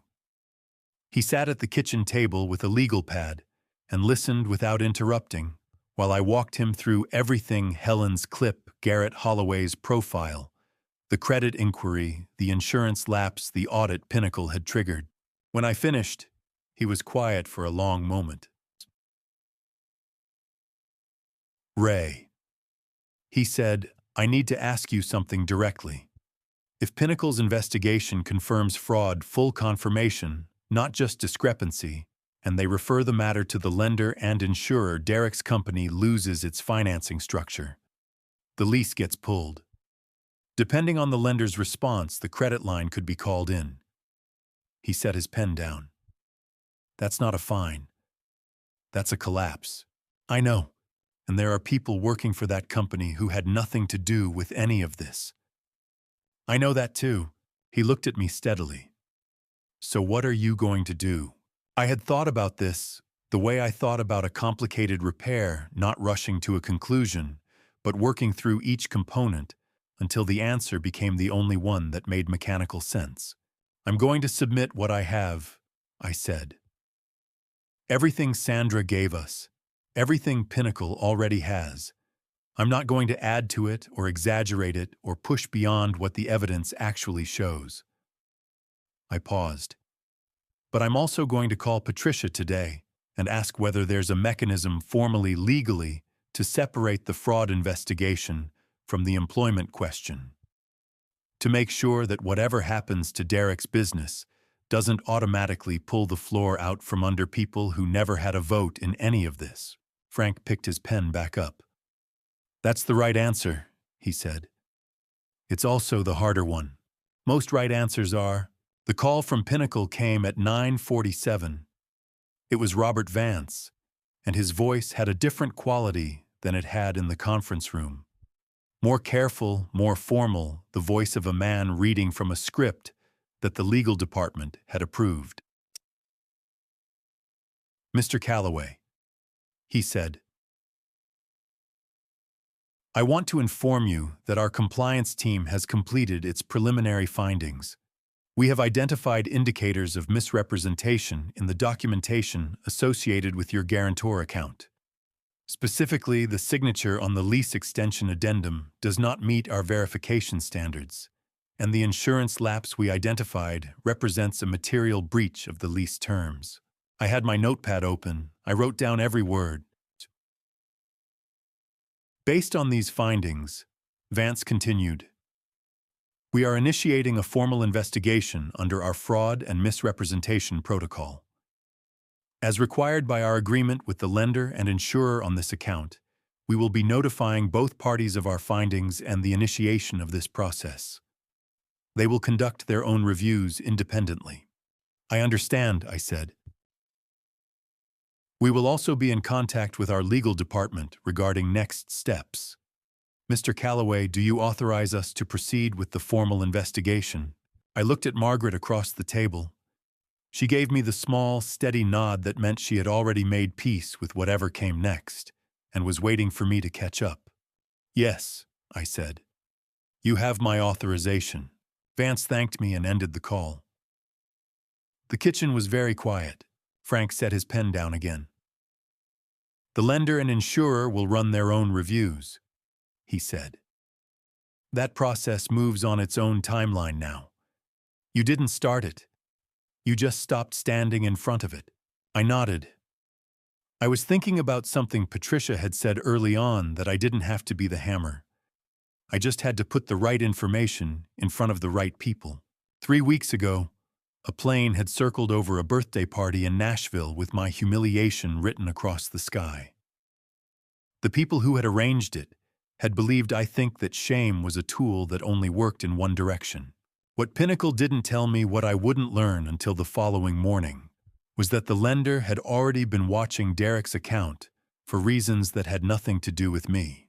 Patricia called at 7:10 Wednesday morning while I was still in the garage. "I heard back from the lender last night," she said, without preamble. Meridian Commercial Credit, the institution that backed Derek's business loan. They reached out to my office after Pinnacle notified them. A pause. "Raymond, they've been conducting their own internal review of Derek's account for the past 6 weeks. Before you ever filed your records request. Before Pinnacle triggered its audit." I set down the wrench I'd been holding. "For what reason?" "Covenant violations," Patricia said. "When a business takes out a commercial loan, the agreement typically includes covenants, conditions the borrower must maintain throughout the life of the loan. Things like minimum revenue thresholds, timely financial reporting, maintaining adequate insurance coverage. Derek's company had missed 2 quarterly reporting deadlines and failed to maintain the required minimum cash reserve." She paused again. "Meridian flagged it internally 6 weeks ago. They hadn't acted yet because they were still gathering documentation. Pinnacle's notification accelerated their timeline." I stood very still in the middle of my garage, processing what she was telling me. The lender had been building a case of their own, a separate case rooted in Derek's own financial mismanagement, before I had filed a single document. Whatever was coming had not been caused by me. It had been set in motion by choices Derek had made long before his father became a problem he needed to manage. "Patricia," I said, "does Derek know Meridian has been watching him? Based on the missed reporting deadlines, he probably suspects something. Whether he knows the extent of it..." She let the sentence finish itself. I thanked her and ended the call. I stood in the garage for a few minutes after that, thinking about a principle I had applied 1,000 times in 30 years of repair work. The engine that fails dramatically almost always gave quiet warning signs for months before the breakdown. The customers who brought in cars with catastrophic failures were rarely people who had ignored one warning. They were people who had ignored 6. Derek's business had been failing quietly for a long time. The banner and the birthday party had been, among other things, a distraction, a way to create noise while the machinery underneath was already coming apart. I was in the parking lot of the Kroger on Old Hickory Boulevard Wednesday afternoon when I heard his voice. "Dad." I turned. Derek was walking toward me from 2 rows over, hands in his pockets, moving with the deliberate casualness of a man who had planned this encounter and was trying to make it look accidental. He knew my Wednesday grocery routine. He had known it since he was a teenager. "On Derek," I said. He stopped a few feet away. The parking lot was busy enough that we were surrounded by ordinary Wednesday afternoon life carts, rolling engines, starting a woman arguing gently with a child over cereal. Nobody was paying attention to us. "I need to talk to you," he said. "Not through lawyers, just us." "Talk," I said. He looked older than he had at the birthday party.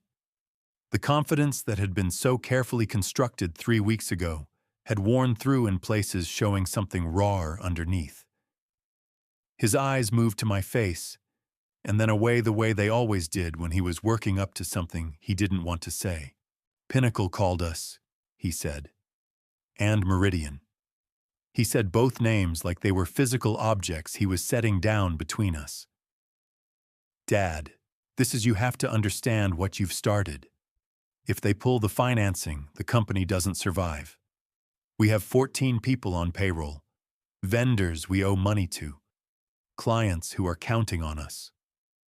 His voice had shifted into something that sounded almost genuine, the way bad performances sometimes accidentally hit a true note. I know Saturday was wrong. I know it. But this, like I said quietly. Who paid for the banner? His jaw tightened. The almost genuine quality vanished. That's not the point. It's the only point I have left. Every other question has already been answered. I held his gaze. Who paid for it? He looked away toward the middle distance of the parking lot. A long silence. Emily handled the logistics, he said finally. But it was both of us. It was both of us, okay? He turned back. We thought Emily thought that if we did something public, something that made you stop and see what was happening with Margaret, you'd, I don't know. Come back, listen. Come back, I repeated. To the family, to us. We needed you to... He stopped. Something crossed his face that I hadn't seen there in a long time. Not calculation. Something closer to grief, poorly managed. Emily said it would fix you, he said quietly. That's what she said. That if we embarrassed you enough in front of people you cared about, you'd come back to where you belonged.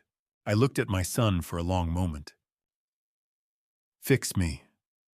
As though I were a machine that had drifted out of alignment and needed to be shocked back into the correct position. As though 62 years of living and working and raising him had produced something that could be corrected with a banner and a microphone. Derek, I said, I need you to go home. Dad. Go home. If you want to talk, tell your attorney to call Patricia Owens. That's the only conversation I'm able to have right now. He stood there for another few seconds. Then he turned and walked back the way he had come, hands back in his pockets, shoulders carrying the particular weight of a man who had come to negotiate, and found that the terms he was offering were not being accepted. I finished my grocery shopping. I drove home. I called Patricia from the driveway and told her what Derek had said, every word in order, including Emily said it would fix you. That's an admission, she said immediately. He just confirmed the banner was intentional and purposeful. Get a written account of that conversation to me today, time, location, exact phrasing. The following afternoon, Patricia filed the 30-day demand letter through certified mail and electronic delivery. The letter required Derek and his associated business entities to provide full documentation of every agreement, financial instrument, and communication bearing my name within 30 days. It also formally demanded cessation of any unauthorized use of my personal information, credit profile, or signature. A 30-day demand letter under Tennessee civil law creates a binding legal record of notice, meaning that any failure to comply within the deadline is not an oversight, but a documented choice with consequences attached. That evening, Emily posted on Facebook, "Some people would rather destroy a family business than forgive. Prayers for those who choose bitterness over love." I read it once. Then I forwarded the screenshot to Patricia with a note for the file. She replied within minutes, "The countdown has started. Let's see what 30 days looks like." I had started keeping a calendar on the workbench. Not a digital one. A paper calendar, the kind with large squares for each day, tacked to the pegboard between the socket wrench set and the oil-stained copy of a Chilton manual I'd had since 1987. Every morning, I marked the day with a single line.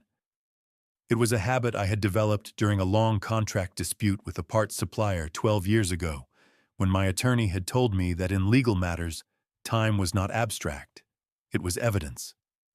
Every day that passed without action from the other party was a day that worked in my favor.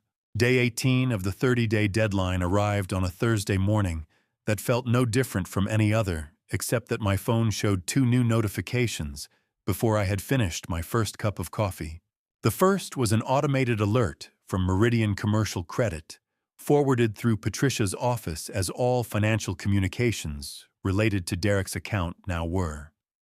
It confirmed that a scheduled quarterly payment on Derek's business loan had not been received by the due date.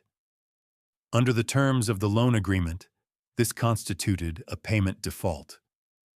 Meridian had issued a formal notice to Derek's company and had begun the internal review process that would determine next steps. I read the notification twice and set the phone face down on the workbench. Payment default.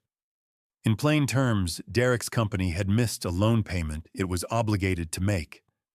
This was separate from the fraud investigation, separate from the lease dispute. It was a failure of basic financial obligation that existed entirely independent of anything I had done or not done. The machinery was grinding on its own now. The second notification was from Pinnacle. Their records showed that the supplemental insurance rider on the leased vehicle, the same rider whose lapse I had identified weeks earlier, had come up for renewal and had not been renewed. A second lapse on top of the first. 2 violations of the same lease clause documented independently. I forwarded both notifications to Patricia with a short note. She called back within 20 minutes. "They're out of runway," she said. "Between the Meridian default and the second insurance lapse, they needed your signature on something to buy time. That's why Derek came to the parking lot. That's why he said what he said." "How much time do they have?" "So not at this rate." A pause. "Less than they think." I spent the rest of Thursday morning the way I had spent most mornings for the past 3 weeks, methodically, without rushing, working through the list of things that needed doing. I called Frank. I reviewed the demand letter timeline with Patricia. I sat with Margaret over lunch and told her where things stood plainly and without dramatizing it, because she had earned the right to know exactly what was happening in her own life. She listened, finished her sandwich, and said, "What do you need from me today?"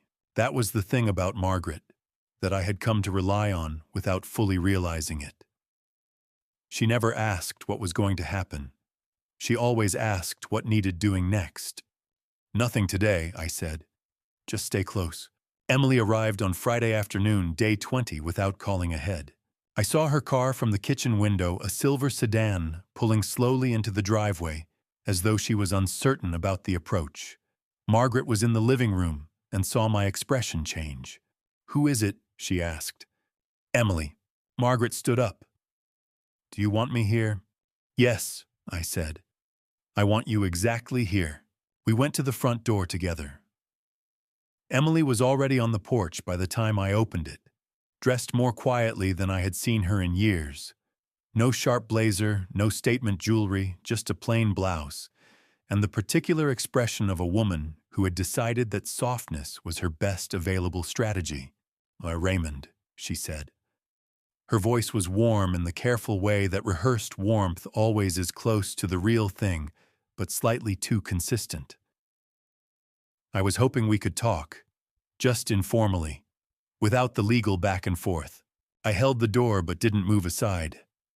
"What do you want to talk about, Emily?" "I want to talk about fixing this." She glanced at Margaret briefly, then back to me. "I know things got out of hand. I know the party was—" She paused, choosing her word. "Excessive. And I'm sorry for that. I am.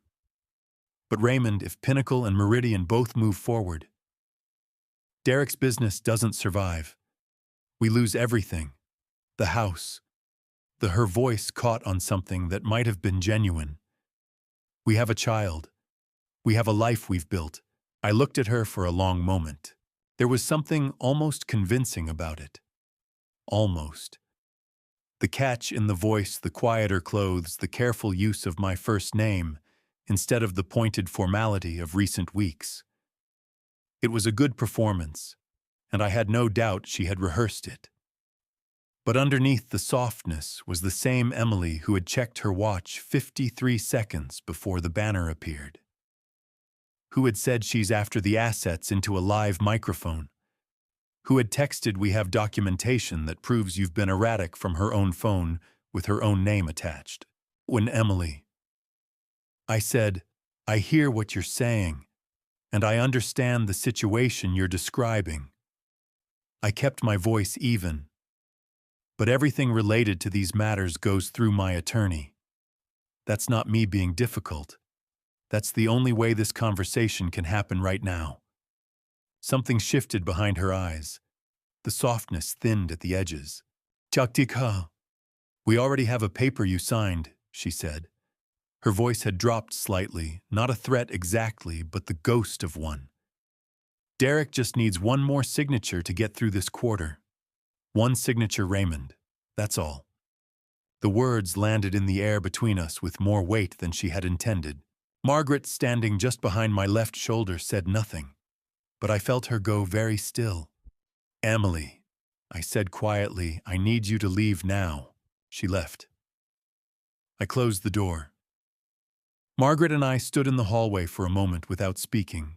Then I picked up my phone and called Patricia. She just told me they have a document with my signature, I said, and that they need one more. Patricia's response was immediate and sharp. Which document did she specify? No. It doesn't matter which one. What matters is that she just confirmed directly to you with your wife as a witness that they are currently in possession of a document bearing your name and that they want additional authorization from you. That is an inadvertent admission of unauthorized use. A brief pause. Raymond, your wife heard this, she was standing 2 feet away. So good. I need written statements from both of you tonight. Time, location, exact words. Another pause, and then a sound I had not heard from Patricia before, something close to quiet satisfaction. They just handed us exactly what we needed. I set the phone down, checked my email. A new message from Pinnacle Fleet Solutions, sent 12 minutes ago, subject line, stark and unambiguous. Payment default confirmed, account review escalated. The countdown was no longer abstract. It was a number, and the number was 10. The extension request arrived on day 27 through proper channels, attorney to attorney, formatted correctly using the right language. That was the first sign that Derek had finally hired someone competent.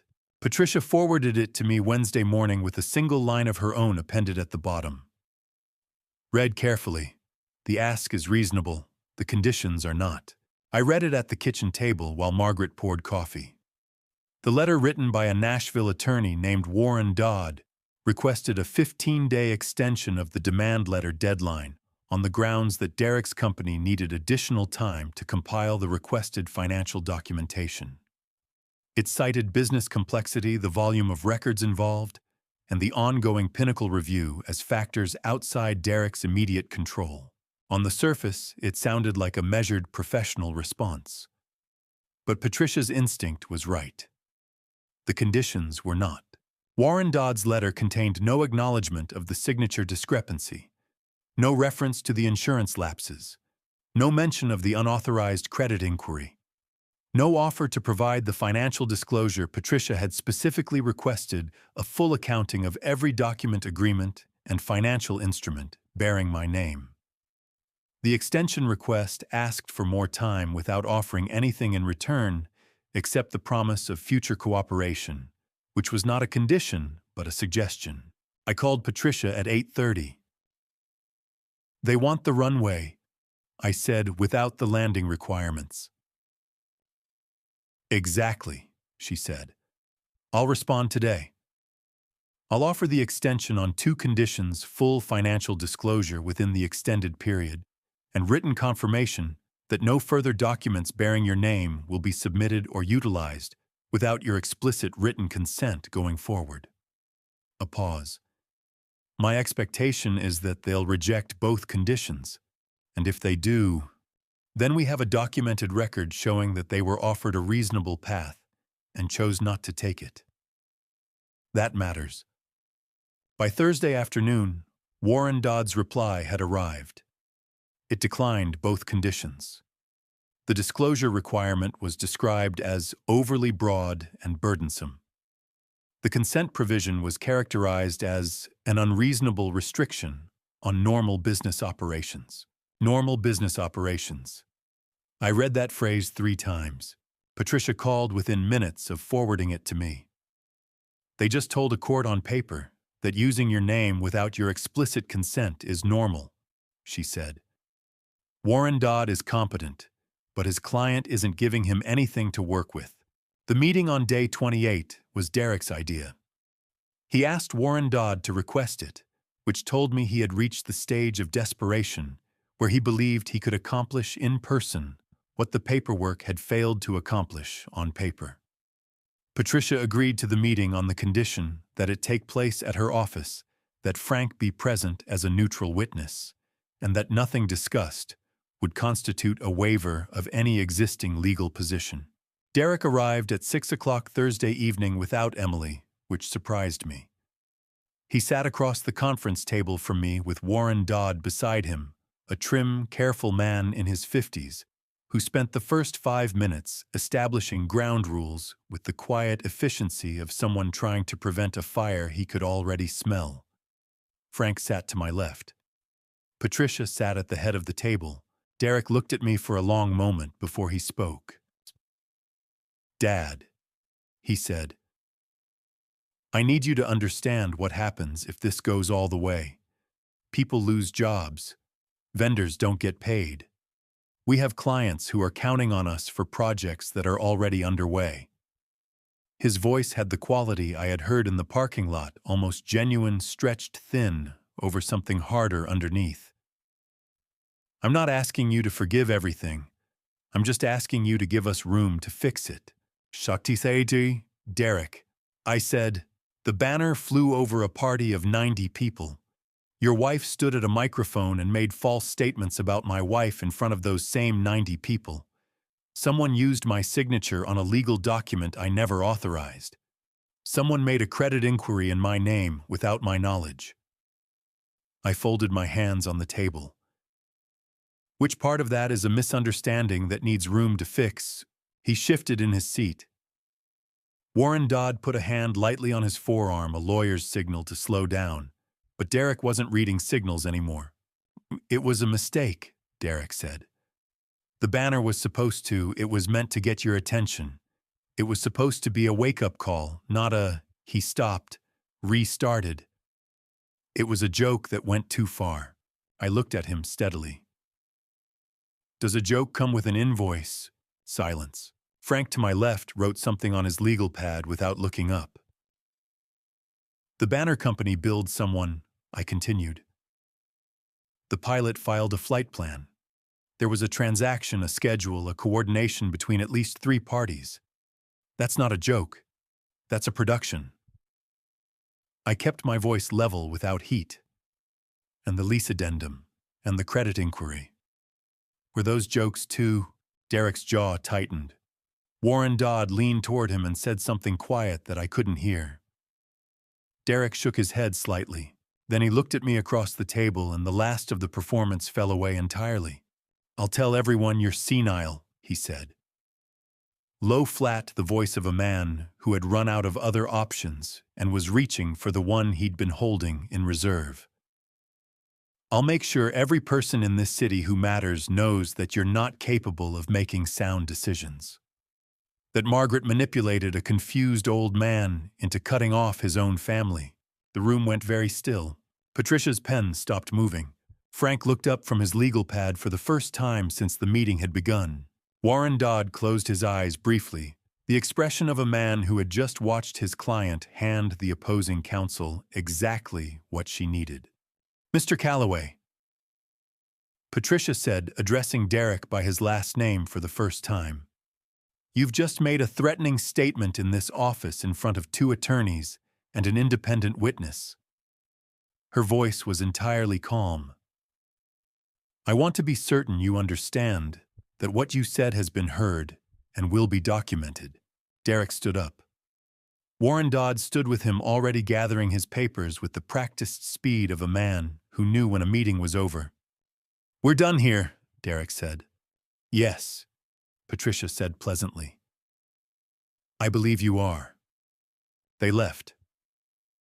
The conference room held its silence for a moment after the door closed. Then Frank set his pen down and looked at me. "He just handed you the harassment case on a plate," he said. "I know." My phone buzzed on the table. A message from Pinnacle Fleet Solutions sent while we had been sitting in that room. Recovery team scheduled. Asset retrieval to proceed per default protocol. I read it once. Then I looked at the calendar on Patricia's wall. 2 days left on the demand letter deadline.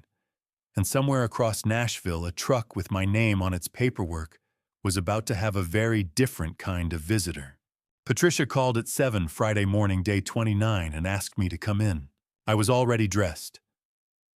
Margaret was standing at the kitchen counter with her coffee, watching me the way she had learned to watch me over the past 5 weeks. Not with worry exactly, but with the particular attention of someone who understood that the things happening around us were moving toward a point, and that the point was close. "Today?" she asked. "Today," I said. The anti-guardianship response package had been building for 3 weeks.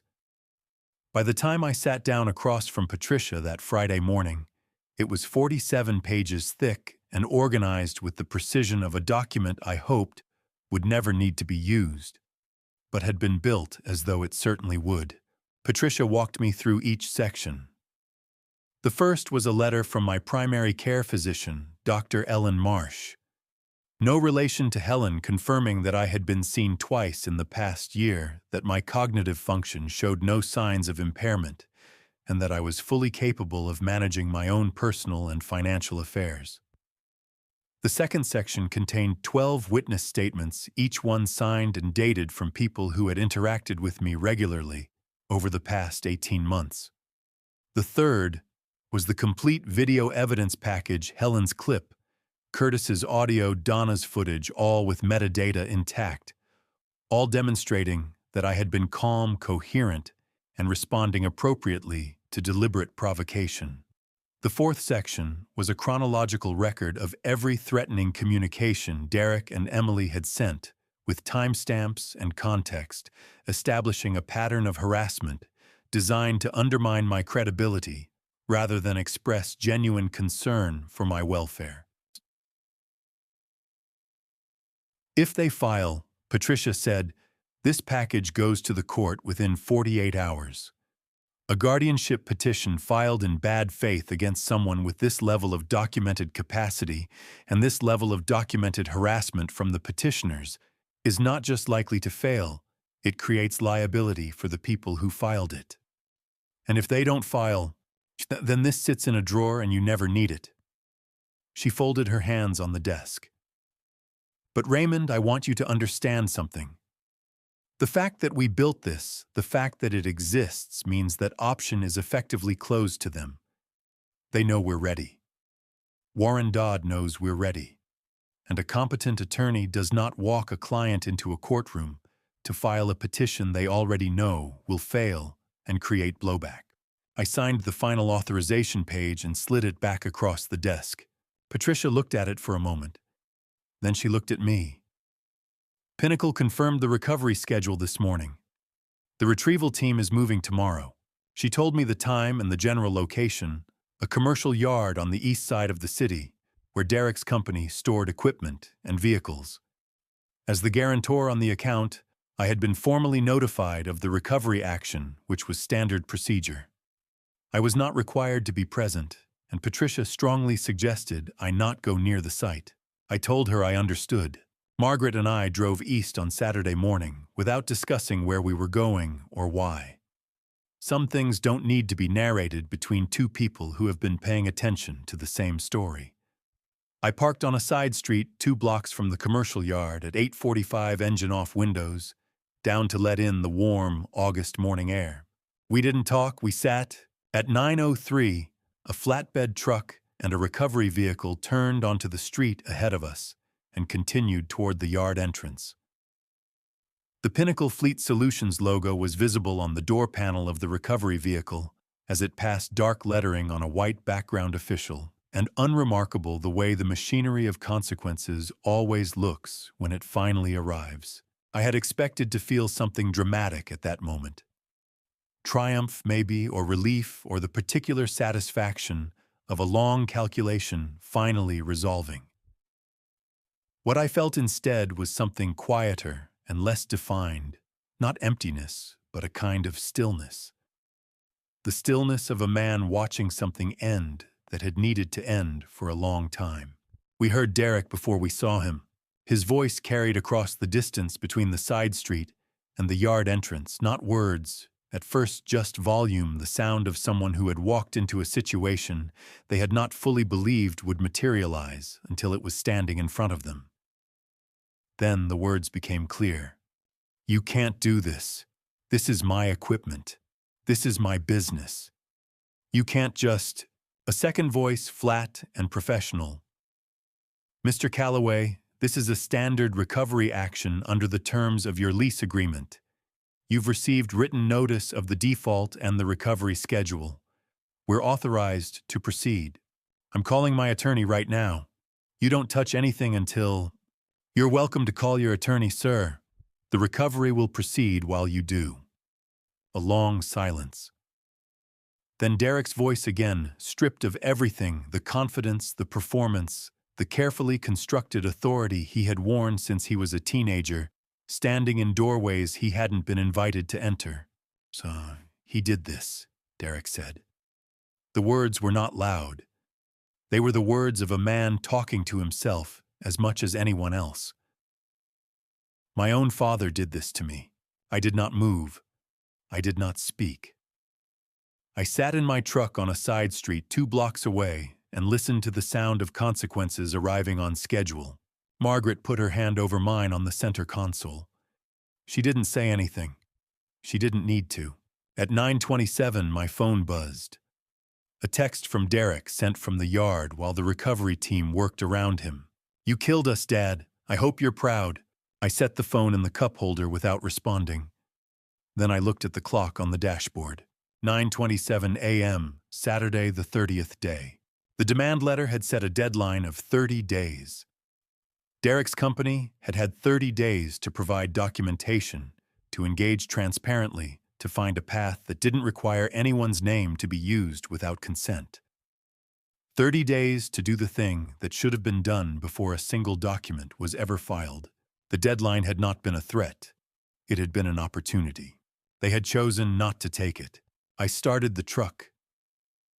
Margaret was quiet beside me as I pulled away from the curb and headed back toward the west side of the city, toward the house where the garage smelled like motor oil and old rubber and 31 years of honest work, toward the life I had been building for the past 11 months. With a woman who had never once asked me to be smaller than I was. Behind us, the recovery team was doing its job. Quietly, professionally, without drama, exactly the way the best kind of work gets done. We got home at 10:10 Saturday morning. Margaret made sandwiches neither of us remembered ordering. I sat at the kitchen table and stared at the wall for a few minutes, doing nothing, which was something I had not permitted myself to do in 5 weeks. Then I opened my laptop. The statement took me 40 minutes to write, and 15 minutes to cut down to something I was willing to put my name on. The final version was 112 words. I had Patricia review it by phone before I posted it. Anywhere she read it twice, suggested one word change and told me it was clean. I posted it to my personal Facebook account, which I had not used in 8 months, at 11:37 Saturday morning. It read, "For those who have reached out with concern, thank you. I want to be straightforward about what happened at my birthday party on July 5th. A banner was flown over the event containing statements designed to humiliate me and my wife in front of our friends and family. False statements were also made publicly about my wife's character. I did not respond with anger at the time, and I am not responding with anger now. I am responding with documentation. The facts speak clearly enough. I wish everyone involved well, and I ask that further contact be directed to my attorney." Attached below the statement were 3 images, a screenshot of the banner footage from Donna's clip, a photograph of the anonymous envelope with the typed message, and a single frame from Helen's video showing Derek's face turned toward his phone, smiling as the banner passed overhead. I closed the laptop. Margaret read the post on her phone and set it down without comment. We ate our sandwiches. By early afternoon, Patricia called. The post is being shared, she said. People who were at the party are commenting. A few are tagging others who weren't there. A pause. Raymond, I want you to be prepared. The next 72 hours are going to be loud. She was not wrong. The calls began that evening and continued through Sunday and into Monday. A rolling tide of voices from the periphery of my life, people I hadn't spoken to in years, who had apparently been waiting for an occasion to offer their opinions. An aunt from Clarksville who said I was breaking Derek's heart. A cousin who left 3 voicemails in 4 hours. 2 men from the old congregation who said they were praying for reconciliation and then spent 10 minutes explaining why I was wrong. None of them had been at the party. All of them had apparently spoken to Emily. I answered none of the calls. Frank had said early on, do not negotiate through the wrong channels. These were not channels. These were pressure dressed up as concern, and I had learned over the past 5 weeks that pressure and concern were not the same thing, no matter how sincerely the person applying it believed otherwise. Margaret handled the ones who called her number.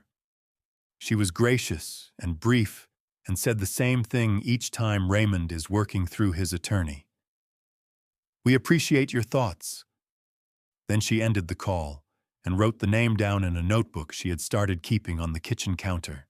On Sunday evening, I called Patricia and asked about the employees. Derek's company had 14 people on payroll at the time the recovery action had been initiated: drivers, a dispatcher, 2 office staff, a small crew that handled equipment setup for events. None of them had had any role in the lease fraud. None of them had arranged a banner or stood at a microphone or sent threatening text messages. They had come to work every day and done their jobs and were now caught in the downstream of decisions made by people above them. Patricia explained the mechanism carefully. As part of my cooperation with Pinnacle's formal fraud investigation, I could provide a written statement clarifying which individuals I believed had knowledge of or involvement in the fraudulent documentation, and which I had no reason to believe were involved. That statement would become part of the investigative record. It would not protect anyone from consequences they had actually earned, but it would ensure that the investigation focused where the evidence pointed, rather than sweeping indiscriminately. You're not paying their wages, Patricia said. You're not intervening in the business. You're simply telling the truth about what you know and don't know. That's all I've ever been doing, I said. I signed the statement Monday morning and sent it through Patricia's office. That afternoon, my phone showed 61 missed calls since Saturday. I did not count them as a victory. I counted them as noise, the particular noise that people make when they realize a situation has moved beyond the point where noise can change it, and they haven't yet accepted that fact. Emily's message arrived Monday evening from her personal number at 7:44 p.m. You will never see your grandchild again. I want you to know that. Whatever happens with the business, whatever Derek decides, I will make sure of it. You chose this. I read it once. Then I forwarded it to Patricia with a short note for the file. Also, can you tell me what options exist in Tennessee regarding grandparent visitation rights? Her reply came back within the hour. In Tennessee, she explained, grandparents have the right to petition the court for reasonable visitation when that visitation has been unreasonably denied, and when visitation is determined to be in the best interest of the child. It was not an automatic right, and it required a court process, but it was a recognized legal avenue, one that Emily's threat had perhaps inadvertently just made more relevant. I set the phone down and sat in the kitchen for a while, thinking about a child who had nothing to do with any of this and everything to lose from it. Then my email notification sounded. The sender was Derek. The subject line read, "The truth about our family." I looked at it for a long moment without opening it.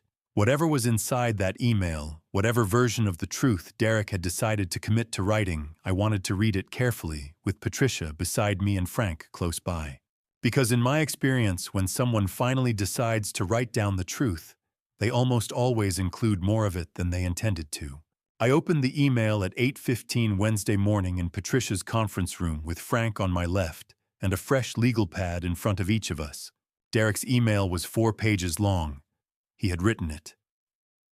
I guessed sometime in the small hours of Tuesday morning, the timestamp read 2:47 a.m., which was the hour when exhausted people stop calculating and start confessing.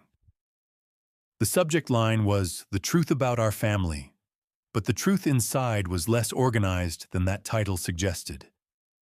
It moved in circles the way pain moves when it hasn't found its shape yet, accusations folding into justifications, folding back into something that was almost but not quite honest.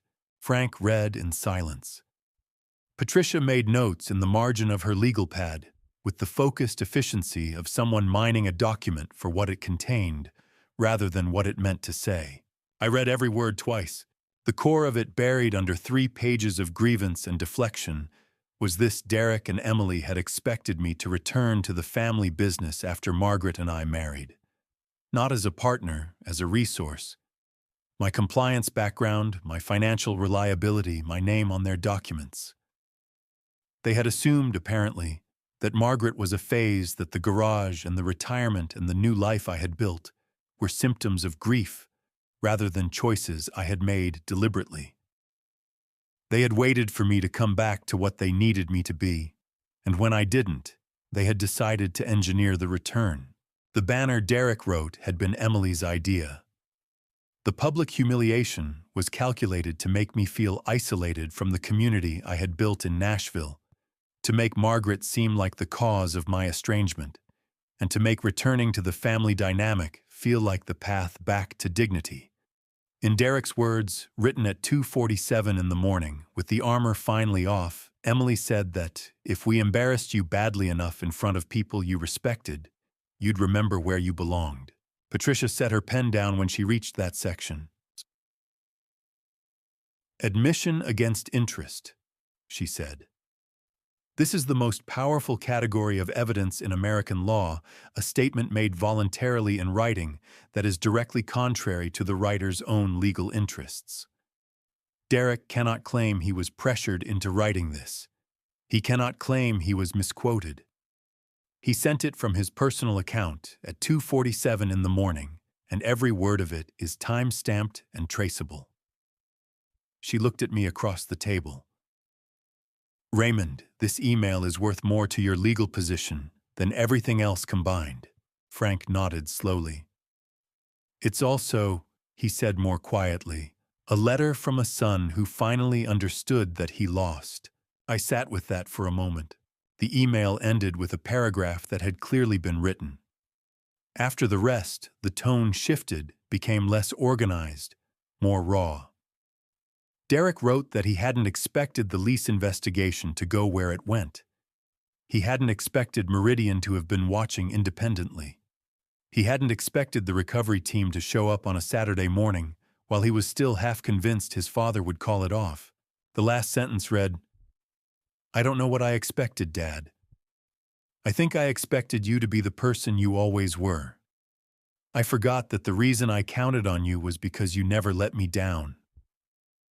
And I used that against you." I folded the printed copy and placed it in the folder. "Forward it to your secure archive," Patricia said, "and we're done here for today." Emily came on Friday morning, day 7 after the climax, without calling the same way she had come 11 days earlier. But she looked different this time. The softness she had performed on the porch was gone. What remained was something starker and in its own way more honest. Margaret answered the door. I came to stand beside her. Emily looked at us both for a moment. Then she said without preamble, "I want you to understand something. The banner, the party, all of it, it wasn't cruelty. It was a lesson. You needed to understand what happens when you choose a stranger over your own family." The word lesson landed in the air between us. I thought about a lesson. A lesson is something a teacher gives a student. It implies authority, implies the right to instruct. Emily had stood at a microphone and made false statements about my wife in front of 90 people and called it a lesson. Emily, I said, I need you to leave. She didn't move immediately. You're going to regret cutting us off. Derek is trying and you're… Emily, my voice stayed even. Leave. She left. The door closed. Margaret and I stood in the hallway in silence for a moment. That's the closest she's ever come to admitting it, Margaret said. Could I know, I said, and it was the last thing I needed to hear. I called Patricia and reported the visit. The word lesson joined the file. That evening at 7:53 p.m., my phone showed a message from an account I didn't immediately recognize, a username that turned out to belong to a tablet registered to a child's profile, the kind of restricted account that parents set up for young children and then forget to fully monitor. The message was 6 words. Grandpa, I'm scared. Are you okay? Lucas was 9 years old. Derek and Emily's son, my grandson. A quiet boy who liked building things and asking questions about how engines worked. I had not seen him since before the birthday party. Emily's threat from Monday evening sat in my memory like a splinter I hadn't been able to locate precisely. I typed back, carefully aware that the conversation might be seen.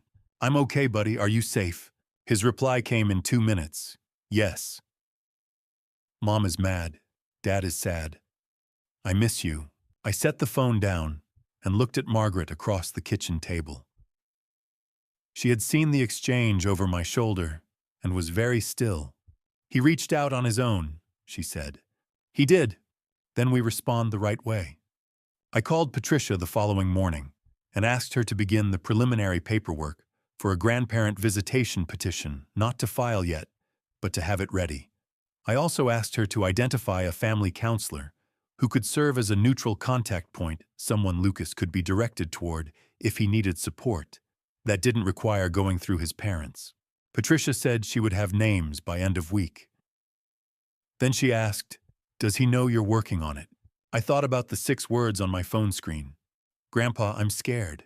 Are you okay? Not yet, I said, but he will. That night, Lucas sent one more message before his tablet went offline. I want to come visit you. Can I? I looked at that sentence for a long time. Then I looked around the kitchen, the table where Margaret and I had sat, through 5 weeks of careful, exhausting, necessary work.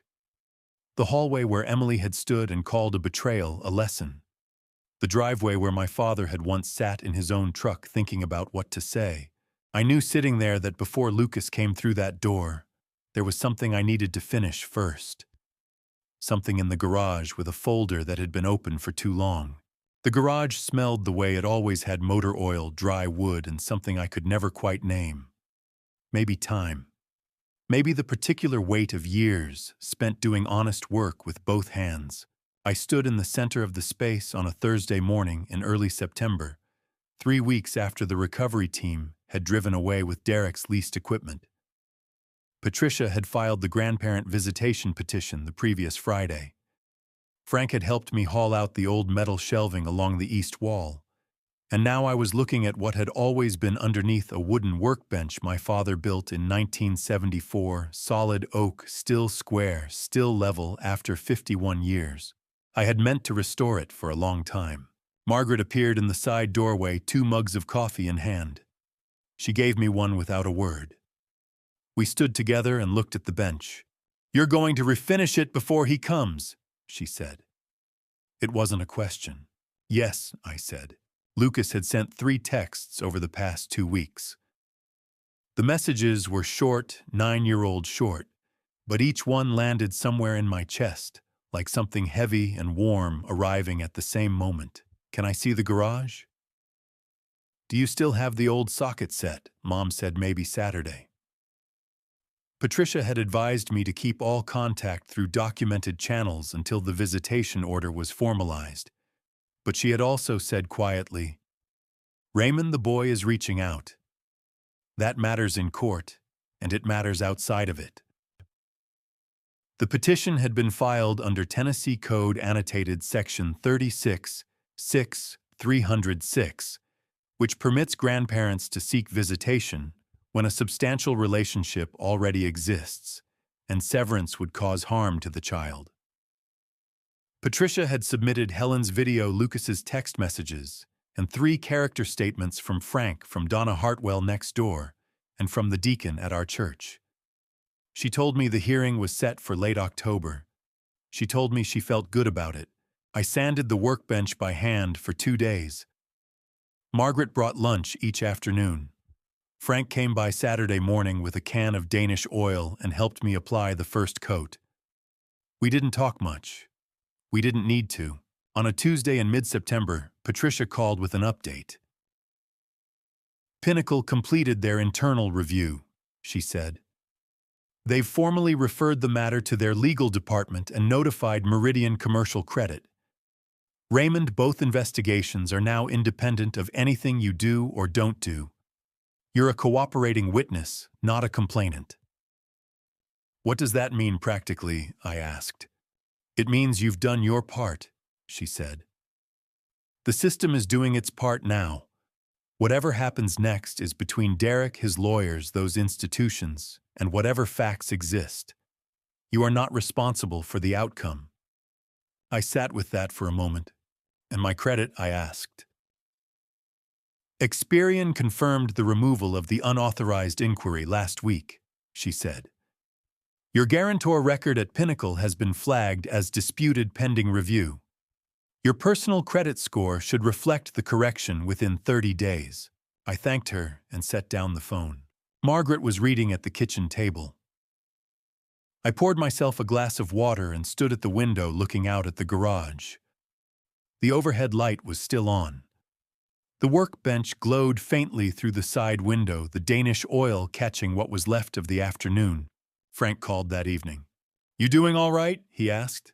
I think so, I said. That's usually what all right sounds like, he said, and I laughed for the first time in what felt like several weeks.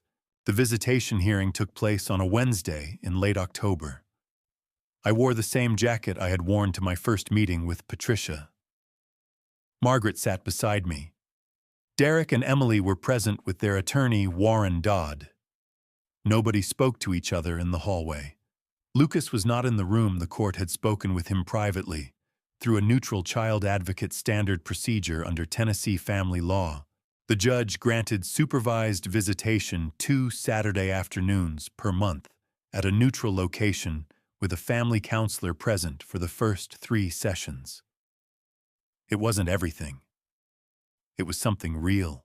Lucas arrived that first Saturday with a backpack and both hands jammed in his jacket pockets.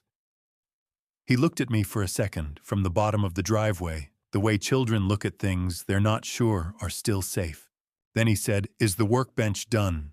"Come see for yourself," I said. He ran the flat of his hand across the oak surface the same way I had when I was roughly his age standing beside my own father in this same building. He knocked on it twice the way you knock on something to test whether it's solid. "It's good," he said with complete authority. "Yes," I said. "It is." We spent the afternoon the way I had hoped we might.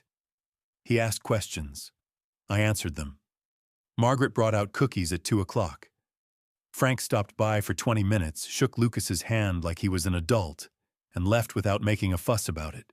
When Emily's car appeared at the end of the driveway at 4, Lucas picked up his backpack slowly. At the door, he turned around. "Grandpa," he said, "will the door be open next time?" I looked at him. 62 years old, a retired mechanic, a man who had kept every document and lost the things that couldn't be filed. I looked at this boy who had my son's jawline and apparently his own entirely separate character. "Skak," I said, "this door has always been open." He nodded once satisfied and walked down the driveway. I stood in the garage after he left and did not move for a long time. The workbench held the last of the October light. The records were all in their folders. The accounts were in order. The system was doing what systems do when given accurate information. I was 62 years old. I had built something lost, Something documented everything and survived it. That is not nothing. That I decided is exactly enough. I have told you this family story, not because I wanted sympathy, but because I believe the truth earns its own audience. Here is what I know. Now standing on the other side of all of it, dignity is not something anyone can take from you with a banner, a forged signature, or 200 unanswered phone calls. I learned that slowly. I learned it the hard way. And somewhere in the middle of those 30 days, I remembered something a pastor once told me. God does not ask you to fight every battle. He asks you to stand correctly while the battle is fought. I held on to that more than I held on to any legal document. But let me be honest with you, the way I wish someone had been honest with me. Do not wait 6 weeks to call a lawyer. Do not co-sign anything you have not read 3 times. Do not assume that love in a family makes paperwork unnecessary, because when things go wrong, paperwork is the only language the system understands. I made those mistakes. You do not have to. My personal belief is simple. A grandpa story is never really about the grandfather. It is about what gets passed down, the values, the patience, the willingness to remain decent when decency is expensive. That is the only inheritance worth leaving. If this family story stayed with you, if any part of Raymond's journey felt familiar, leave a comment below and tell me why. Share it with someone who needs to hear it. And if you want more grandpa stories like this, subscribe and stay close because the next one begins very soon. Thank you sincerely for following this all the way to the end. A final note. The stories ahead contain certain fictional elements constructed entirely for educational purposes. If that is not the content you are looking for, this is a good place to step away and find something that serves you better. No hard feelings. The door, as Raymond would say, is always open.